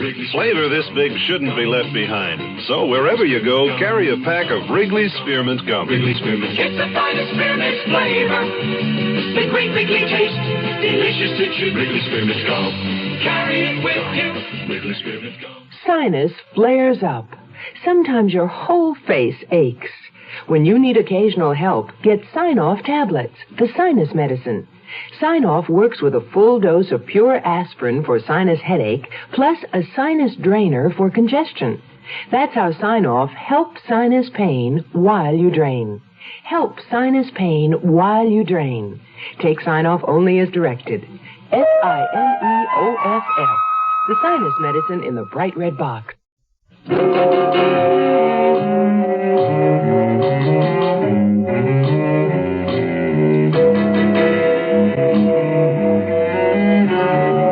Men, when closely confined with each other, either become good friends or dire enemies. In the weeks I spent awaiting extradition to New York, I shared cigarettes, papers, magazines, extra food luxuries supplied by funds from Lloyd with Leroy Grimes. Grimes had spent most of his adulthood in crime, so he instructed me in the ways of jails, prisons, jailers, and wardens. I lost my suspicions of him, and we became good friends. Then one morning I was brought a new suit of clothes and informed that 2 New York detectives were waiting to take me back. While I changed, Grimes watched me glumly. Look, just remember, don't let them grind you down. If I'm not around, they won't be able to. You're going to try to bust out? Yeah, I thought about it. Haven't you? Every con does. Look, don't get sore if I say so, but I didn't think of you that way. Why not? Well, you just ain't the type. I ain't the type to be here either. I don't mean that you are, Leroy. Oh, but I am, Jim. I am. Well, I'd have to have the chance and a little luck. Leroy, is my tie straight? Yeah. Well, what's that? Where did you get that? Been keeping it in my mattress for the right occasion. Right sharp, ain't it? Well, what is it, a knitting needle? Well, you won't get in any sewing where you're headed, but it works pretty good on locks, though. I don't know how to pick locks. You know how to kill a man, don't you? Yes, I guess I do. Come here closer. See? Work it in the sleeve of your jacket, just above the cuff. Nobody'll find it. Oh, hey, forgot something. This overcoat button, made out of bone about the size of a quarter. Here, take it. Well, what's this little hole drilled in it? Put the big end of the needle in it. Fits good. With the button on the end, you can jab the needle way in real hard.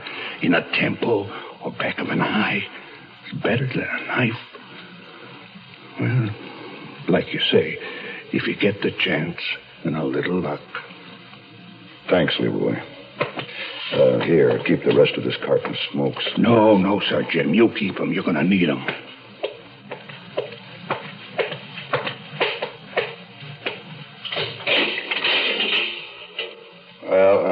is it? Yeah, well, been right fine knowing you, Marius. I'll read about you in the papers up in Quentin. Yeah, hope it's not in the obits. Goodbye, Leroy. And thanks. Good luck.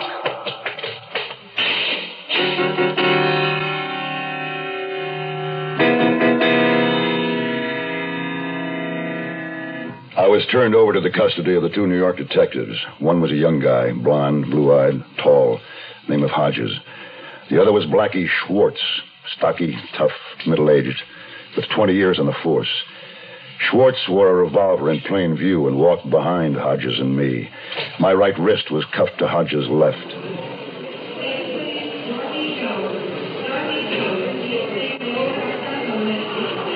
They drove me to LAX, Los Angeles International Airport, to await a flight back to New York. I knew if I were to escape, it would have to be before I got on the plane. Blackie had arranged with the airline for us to board before the other passengers. We had nearly an hour before flight time. Hey, Hodges, would you mind if we stopped at the washroom? You can wait till we get on the plane. Yeah, but they keep the washrooms locked while they're on the ground. What do you think, Blackie? It's okay. We got plenty of time. I was thinking fast. I'd worked a needle from my sleeve during the ride in from jail to the airport. I had it in my left pocket with a button. The end of the needle was set in a small hole. I kept my left hand in my pocket, grasping it. And when we reached the washroom, it was a big room, all white tile. Luckily, we were alone. Blackie watched our every step. I was hoping Hodges embarrassed easily. Hey, I'm not going in there with you. Well, take the cuffs off. I don't like this. No, I'm not going to go anywhere. I'm not that stupid. Just leave the door open. As soon as Hodges unlocked the cuffs, I grabbed him and pulled him inside. The door swung shut in Blackie's face.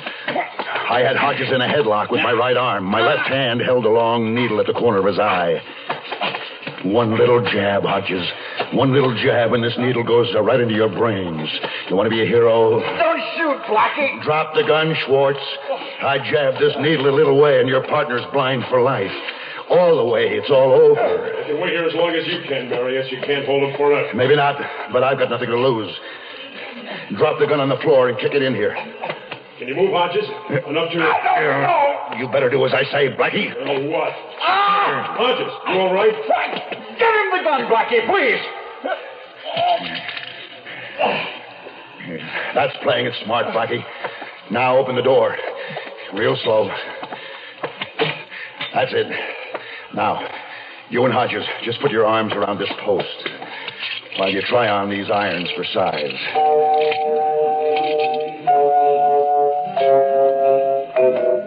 I took the keys and left Schwartz and Hodges handcuffed to the post, gagged with shreds of Hodges' shirt. They wouldn't be following me for a while. I relieved Blackie of his expense money, and I left. Outside the washroom in the busy terminal, I easily lost myself in the crowd. I got in a cab and told the driver to take me to the San Fernando Valley, North Hollywood. I got out and started walking.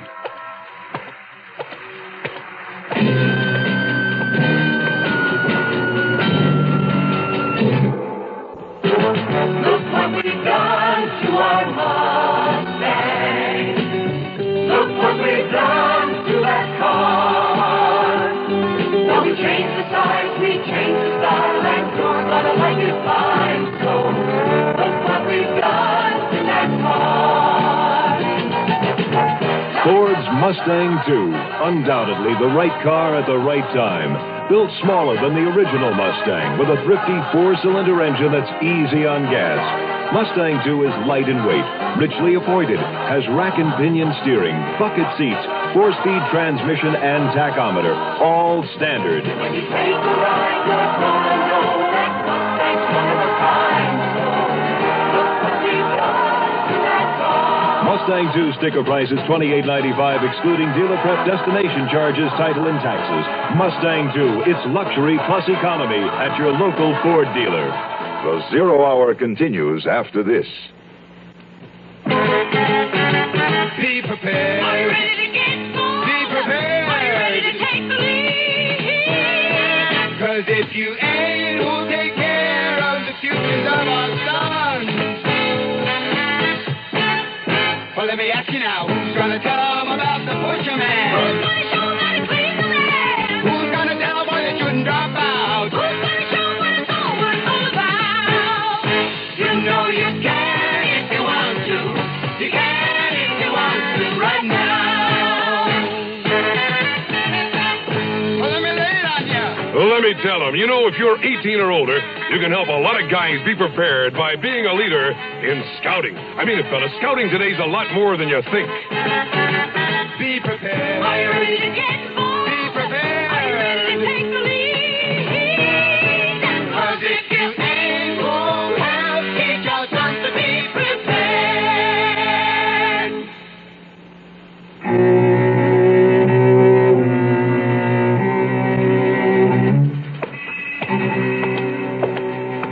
By this time, I was sure that Schwartz and Hodges had the alarm out for me.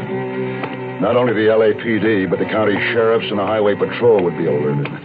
I needed somewhere to hide out, and quickly ducked down a side street. I had no destination, just kept walking. And then in my aimless path, I spotted a for sale sign planted in the brown, overgrown yard of a small frame house with a shake roof and plastered salt and pepper stucco. It was exactly like 1,000 others in the valley, only unmistakably vacant. I kept on walking, but the idea grew. Not far away, I came upon a supermarket. I bought a big bag of supplies with practically the last of the money I'd taken from Blackie. Canned foods, 6-pack of beer, can opener, and 2 heavy, full-sized beach towels. I had a phone call to make, the number I'd gotten off the cart at Rothman's just before I'd been picked up. There was a payphone at the gas station on the corner.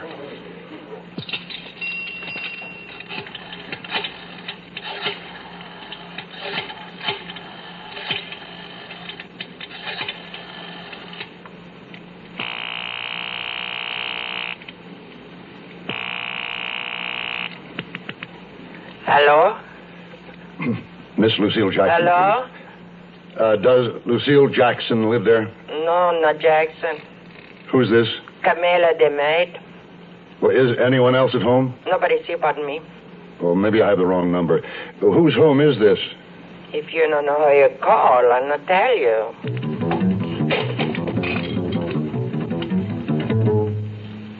Another dead end. Still no way to reach Lou. I had one more call I could make and had another dime ready when 2 highway patrol units rolled into the parking lot. As casually as I could, I took my bag of groceries and backtracked the exact route I'd taken before to the vacant house I'd seen. Dusk was falling, and I could see no one who might see me, so I checked the doors and windows. It was locked up tight. What was a little breaking and entering after what I'd been through. I waited a few minutes to be sure no one had heard me, and climbed in through the broken kitchen window. I sat on the cold floor well below window level and opened a can of beans.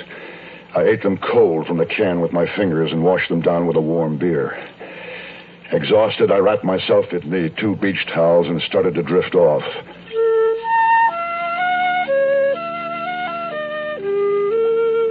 I waited until noon the next day before leaving the house.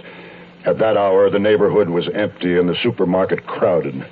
I used the same payphone as before. This is Miss Hendon, business office. May I help you? Yes. I think there's an error in my bill. There's a charge of $7.70. It's for a long distance call to Denver.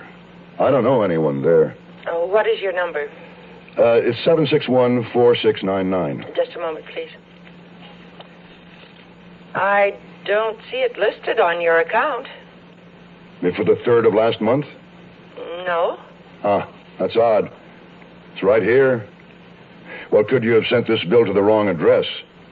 What street number do you have listed for me? 1355 Palomar Drive, North Hollywood. Yeah, that's correct. Send us your remittance, less that charge, and I'll make a note of it. Well, will do. Thank you. Now I had the address, and one thread of hope. Whoever did live there could offer a clue to Lou's whereabouts. I left the supermarket and walked to a nearby movie theater. I sat through the feature twice, waiting for the night to come. Behind the theater was a parking lot with wooden racks with 7 bicycles. I smashed a cheap padlock on one and rode off. I figured the North Hollywood address to be about 3 miles away. I couldn't risk a taxi.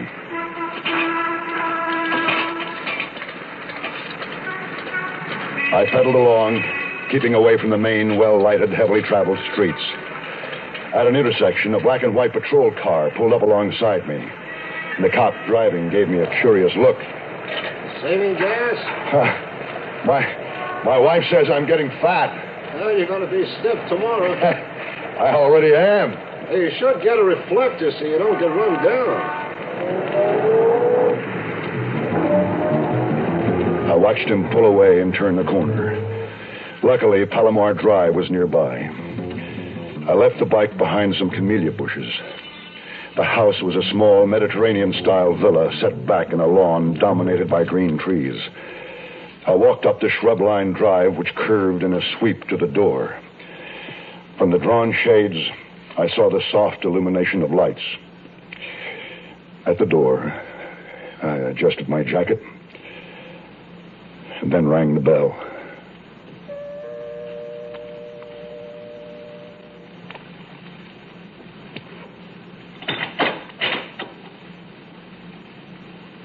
Lou.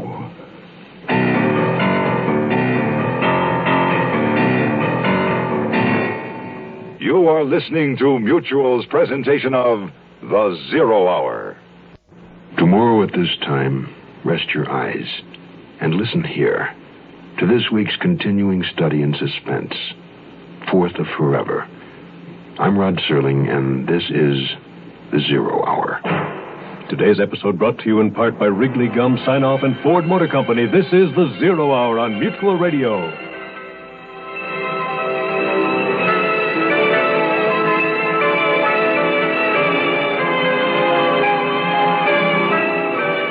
You have been listening to The Zero Hour, a presentation of the Mutual Broadcasting System in association with Hollywood Radio Theater. Heard every weekday at this time. Rod Serling is your host. Zero Hour is produced and directed by Elliott Lewis. The Hollywood Radio Theater theme was played by Ferranti and Teicher and is now available on United Artists Records and Tapes. Hugh Douglas speaking. Tune in tomorrow, and once again, rest your eyes and listen here to The Zero Hour. This is the Mutual Radio Network.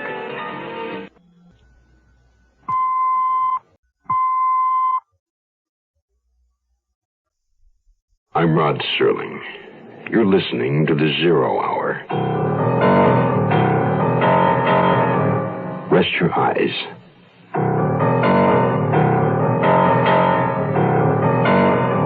Open your mind.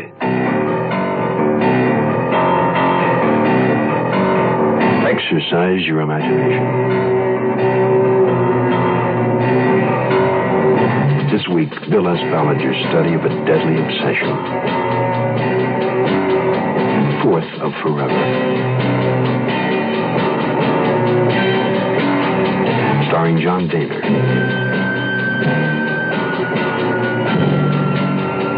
And Susan Oliver.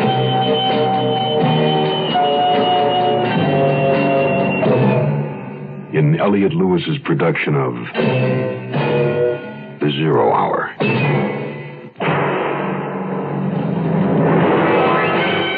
The Mutual Broadcasting System presents The Zero Hour. Sponsored in part by Ford Motor Company, Wrigley Gum, and Sign-Off. This is The Zero Hour on Mutual Radio.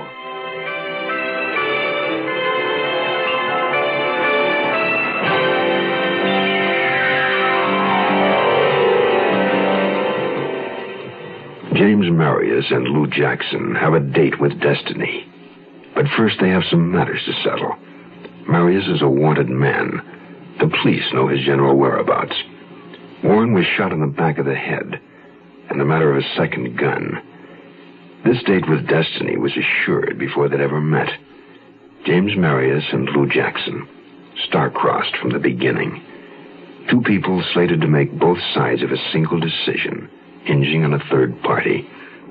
4th of Forever concludes right after this word.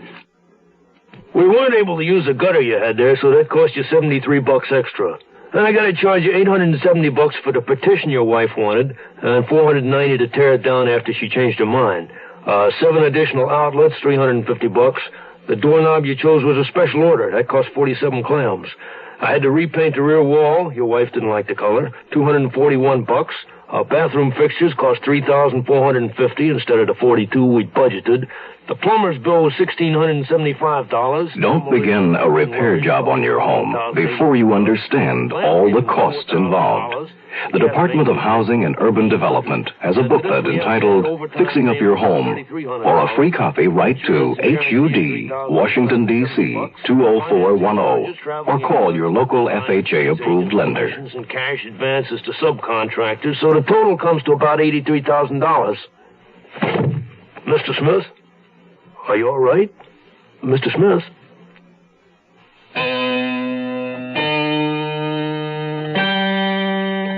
Lou. Darling. Don't stand out there in the light. Come in. Lou. I just can't believe it's you. Is it? You look different. Your hair. Do you like it? Well, sure. I liked how it was. Oh, I had to hide somehow. You understand. I guess it is a rather silly disguise. Oh, don't worry. I'll get used to it. Poor baby. Someday I'll change it back for you. The Gazzetti. You didn't sell it? No, it's my most prized possession. But the money you sent to Lloyd, the attorney. I sent the money, but I didn't sell the painting. Well, but then how did... Oh, long story, darling. I'll explain later.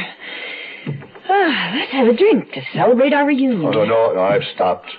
Or nearly. Have a brandy, anyway. Come, sit by me. This house, who does it belong to, Lou? Oh, friends of mine. I stayed with them, months ago. When I ran away from the apartment, I came here, and they're out of town for a short time. Why'd you leave your apartment? I couldn't find you. I had to after all that happened. But I called you long distance from New York, and you wouldn't talk. I know. I was a terrible coward, but I panicked. Oh, come on. You knew I wouldn't involve you. I haven't said a word about you. Not to the lawyer or the cops or anyone. You don't understand, darling. I need this drink. Look at me. I was in Warren's hotel room when you killed him. You what? Surprised? Not really. From what the papers said or didn't say, and in jail. Well, tell me what happened. All right, darling. After you left the airport for New York, I felt I'd talked you into it. You didn't really want to rob Warren.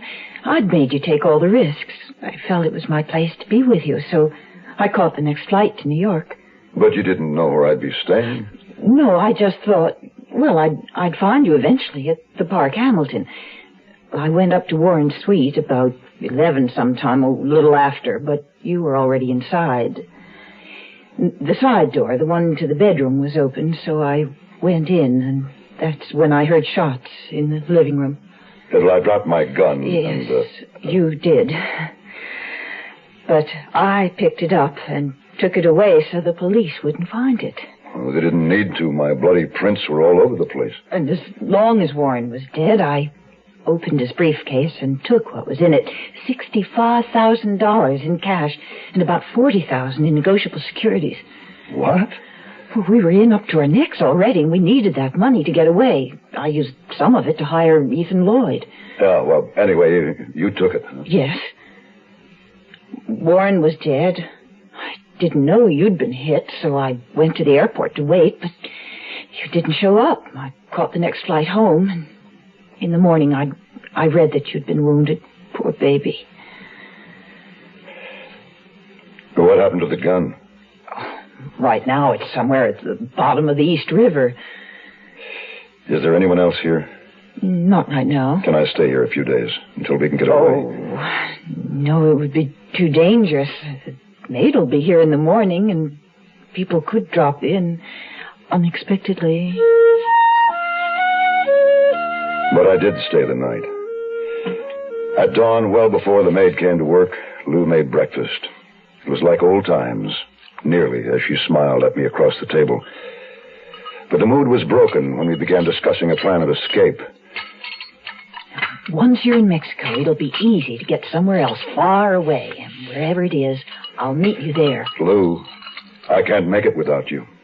Come with me to Mexico City. Oh, I want to, darling. I want to very badly, but the securities, they're so difficult to exchange abroad. Don't forget, we'll have to live in South America or Europe. Maharis, you have to get away today. Darling, it's the only way. I'll meet you later. More coffee? Yeah, thanks. I'll need a passport. I can get a phony one in Mexico, but it'll cost. How much? When I was flying there, I think the going price was a couple of grand. Oh, you're glad I have the money now. That's a lot of cash to carry around. Well, you're right. I'll need a gun. I had one, but left it in the house where I've been hiding out. Too risky going back there now. What'll I do? There's one around the house here. They keep it for prowlers. I'll get it for you. Lou came back to the kitchen and took the gun from her purse. She laid it in my hand. But I wasn't watching. I couldn't help but see, when she opened the purse, several neat packets of $100 bills.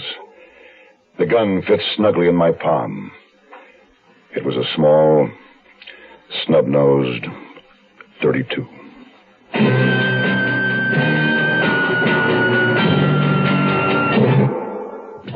Looking for a car that's easy on gas, easy to buy, and yet has the luxury you want in a car? Look what we've done to our Mustang. Look what we've done to that car. Well, we changed the size, we changed the style, and you're gonna like it fine. So look what we've done to that car. Mustang 2. It's the all-new economical car from Ford. The right car at the right time. Built even smaller than the original Mustang. It has an easy-on-the-gas 4-cylinder engine, rack and pinion steering, tachometer, 4-speed transmission, plus a beautifully appointed interior. All standard. Luxury plus economy. That's Mustang 2. When you take a ride, you're gonna know that Mustang's one of a kind. Look what we've done to that car. Mustang 2, $28.95 excluding dealer prep, destination charges, title, and taxes. See your local Ford dealer.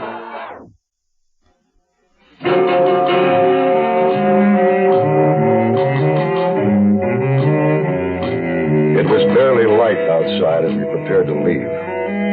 I stopped by the back patio to admire the garden. Potted plants hanging and standing. The flower bed alive with daisies and petunias in full bloom. Lou tooted the horn lightly for me. I got in and we drove off. By the time we reached San Diego, the sun was high. Crossing the border, we must have looked like any two American tourists. We drove right through and on into Tijuana. Well, when will I see you again? Thursday. I'll be down. Why so long? You'll be busy, and so will I. Oh, that's 4 days from now. Seems like forever. How much money will you need? How much have you got? Enough. Well, I'll need enough for the passport, the hotel, the travel arrangements, not to mention payoffs and whatnot. Darling, just tell me, how much do you want? You better give me 10 grand, just to be safe. $10,000? Were you planning on bribing the whole country? That afternoon, I flew into Mexico City and registered at Hotel Del Prado under my new name, Harold J. Hanna. I spent the next day making final arrangements, checking schedules, buying clothes. Everything I needed I could get in the shops contained within the building, so I never left the hotel. Finally, Thursday night arrived, and with it, Lou. Darling. Oh, it's so good to see you. Hey, what's in the bag? 2 bottles. One champagne, one brandy. Just like we began. Oh, you're wonderful, Lou. You really are. Did you get the passport? Yeah, no problem. You are now in the arms of Harold J. Hanna. Oh, I liked Marius better. Well, maybe we'll change it back when we get to Greece. Greece? It's perfect for us. You won't believe all I've got planned. Come on up to the room, Mrs. Hanna. I'll tell you all about it. There was a while before we talked. We didn't even get the bottle open. I was looking at the moon full in the night sky when she came back into the room wearing the pink nightgown she'd worn all afternoon. Tell me about Greece, Maris. You don't sound thrilled. Lou? Yes, darling, I'm listening. Well, it isn't Greece exactly. It's a tiny island off the coast in the Aegean Sea. Mixos. Sounds lovely. And I'm planning on us buying property there, settling down. I've already put in a bid on our old hotel. We could fix it up and work the tourist trade and have beautiful children. Marius. Now, there's an Air France flight from here to Paris. We connect from Paris to Rome and then on to Athens. I made reservations for 2 on the plane, leaving tomorrow. One for Mr. Harold J. Hanna and one for Miss Lucille Jackson. You have your passport? Yes, in my suitcase. Well, where is your suitcase? Oh, we must have left it in the lobby. It's in Los Angeles. I've been trying to tell you, Marius. Well, why? Darling, you must know. I love you. Well, then come with me tomorrow. I haven't cashed in the securities yet. These things take time.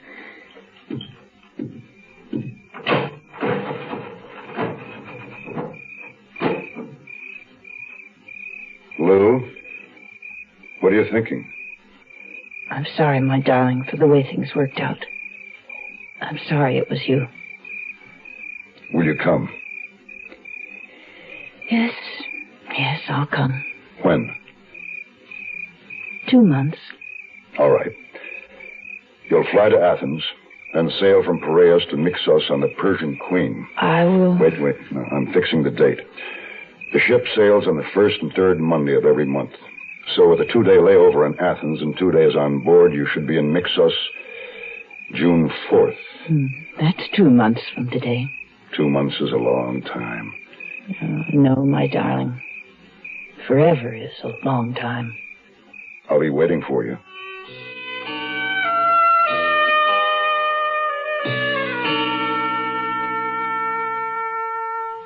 Sinus flares up. Sometimes your whole face aches.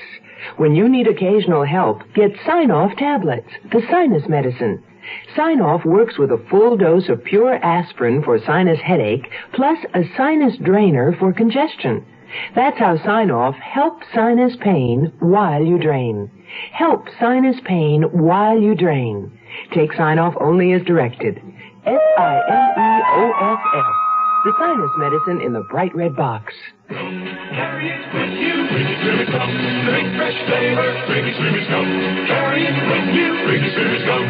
The big fresh flavor. Bring it, Swimmers. Carry the big fresh flavor wherever you go, whatever you do. It's my spearmint flavor. The great big taste, delicious to choose. Swimmers, come. Carry it with you. Bring it, Swimmers, come. The big fresh flavor. Swimmers, come. Carry it with you. Bring it, Swimmers, come.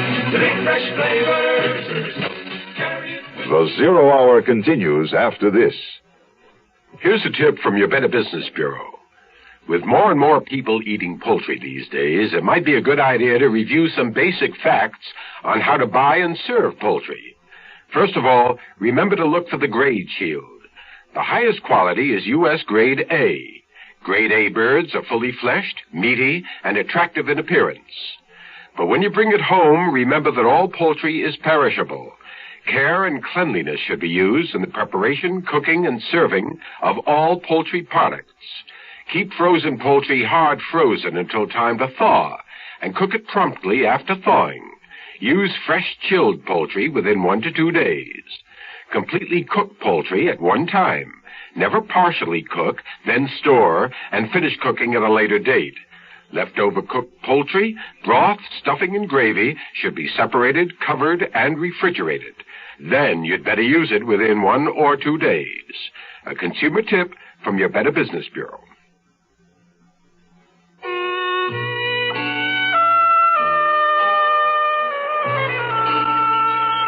The Persian Queen stood offshore in the small port of Naxos. I stood on the deck, leaned over the railing, looking at my new home. I went ashore in a converted lighter. At the foot of the ancient stone pier was a taverna, an open-air establishment featuring a great gnarled olive tree growing right up through the rock. I stood there, holding my suitcases, until... Would you care to join us? Oh, yes, I would. Thank you. We saw you arrive. You know, there's so little to do here that we all hurry to make friends with a stranger. I am Yvonne Lamotte, and this is Father Gilbert. Miss Lamotte, Yvonne. Father, I'm Harold J. Hanna, J for James. Are you a tourist, Mr. Hanna? Oh, yes, and entirely at large. Is there a hotel here? Only one. It is not large, not small, not good, not bad. It is also not cheap, but one has no choice. It is called the Acropole. The Acropole was run by Constantine Gregoris, a heavy-set, nearsighted man. He assigned me a tiny, stark room, which he claimed was the best in the house. The first few days were torture. I was a man alone in a strange country. The last day and night with Lou burned deep in my memory. I could have easily afforded scotch, but thought it best to let the $7,000 I had left cool. Time passed slowly. There was nothing to do on Naxos but sit in the taverna, drink ouzo, and talk. I got to know and like Yvonne and the Padre, as I called him. Together we made quite a trio. Yvonne, a thin, dark girl with a pixie face and boyish cut hair, was a musician. She had studied in Paris, which was her home, as well as in New York. And so now I am in Naxos because it does not take so much money. Is there a music school here? No, there is nothing here. But I practice to compose music, which is not bad. Padre, what's a Roman Catholic like you doing on a Greek Orthodox island like this? Well, I have a calling, Harold. Including Miss Lamotte, there are 8 members in my parish. Are you British? Yes, my home is, was England. I miss it. When are you going home? Oh, soon, perhaps. But then I may be here forever. Forever is a long time.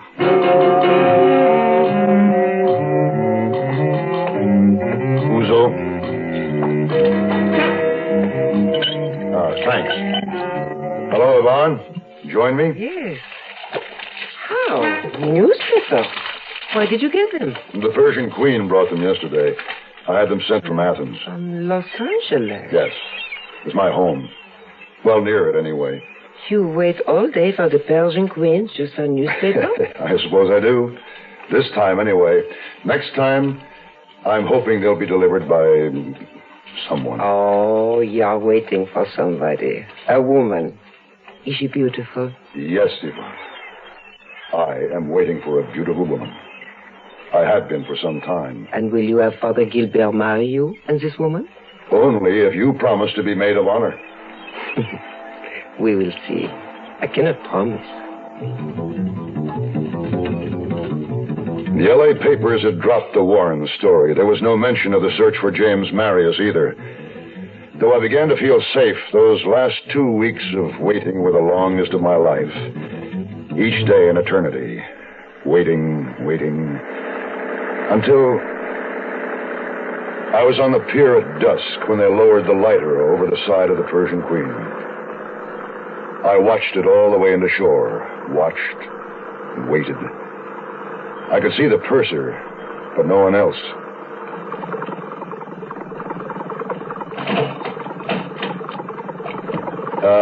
Did an American woman get on at Piraeus? No. And no one getting off at Naxos? No one. Here are your papers.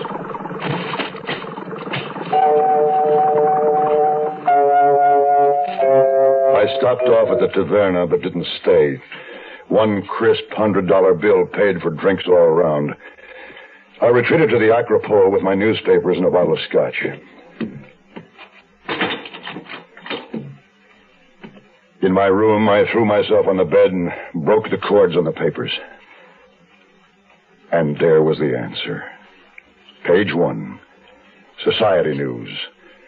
Former Mrs. Theodore Warren weds prominent attorney. I stared at a 1,000-word picture of Ethan Lloyd and the woman I had known as Lucille Jackson. I didn't bother to read the article. I already knew the times and places. I guess I have known all along. I was just dumb enough to fall into it.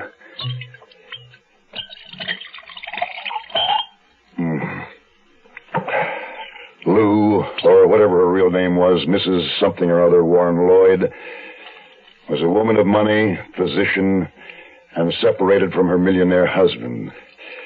And she had a plan to hire a private detective, Rothman, to find a man of weak will and strong desire, James Maharis.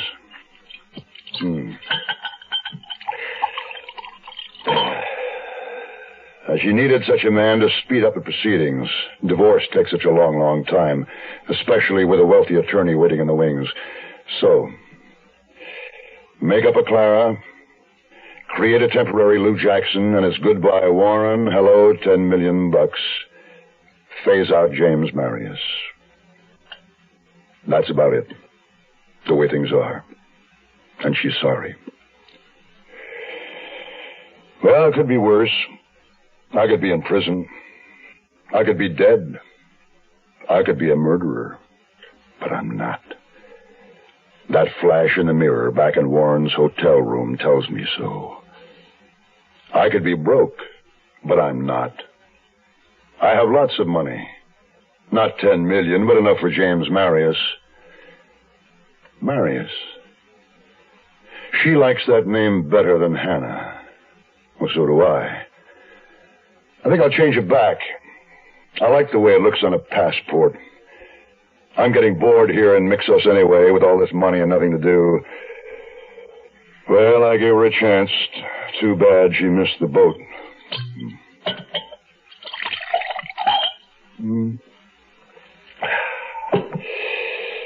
Too bad about the letter I have to send now to the Los Angeles police, suggesting they go to 1355 Palomar Drive and test fire the .32 caliber revolver they'll find under the Meyer lemon tree in a wooden planter. I think they'll find it's the missing weapon in the unsolved murder of Theodore Warren. Too bad it's registered to Mrs. Theodore Warren Lloyd. Like the lady says, Marius, you can't lose.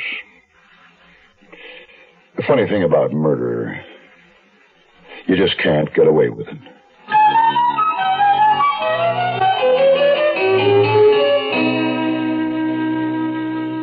You are listening to Mutual's presentation of The Zero Hour.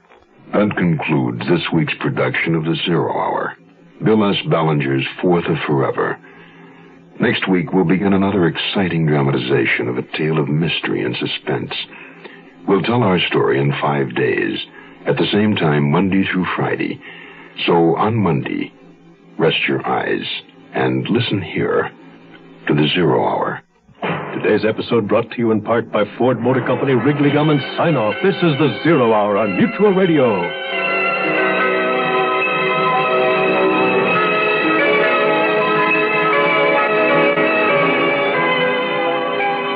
You have been listening to The Zero Hour, a presentation of the Mutual Broadcasting System in association with Hollywood Radio Theater. Heard every weekday at this time. Rod Serling is your host. Zero Hour is produced and directed by Elliott Lewis.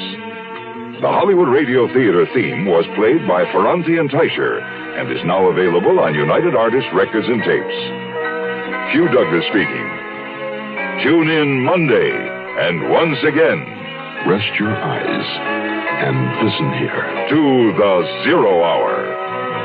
This is the Mutual Radio Network,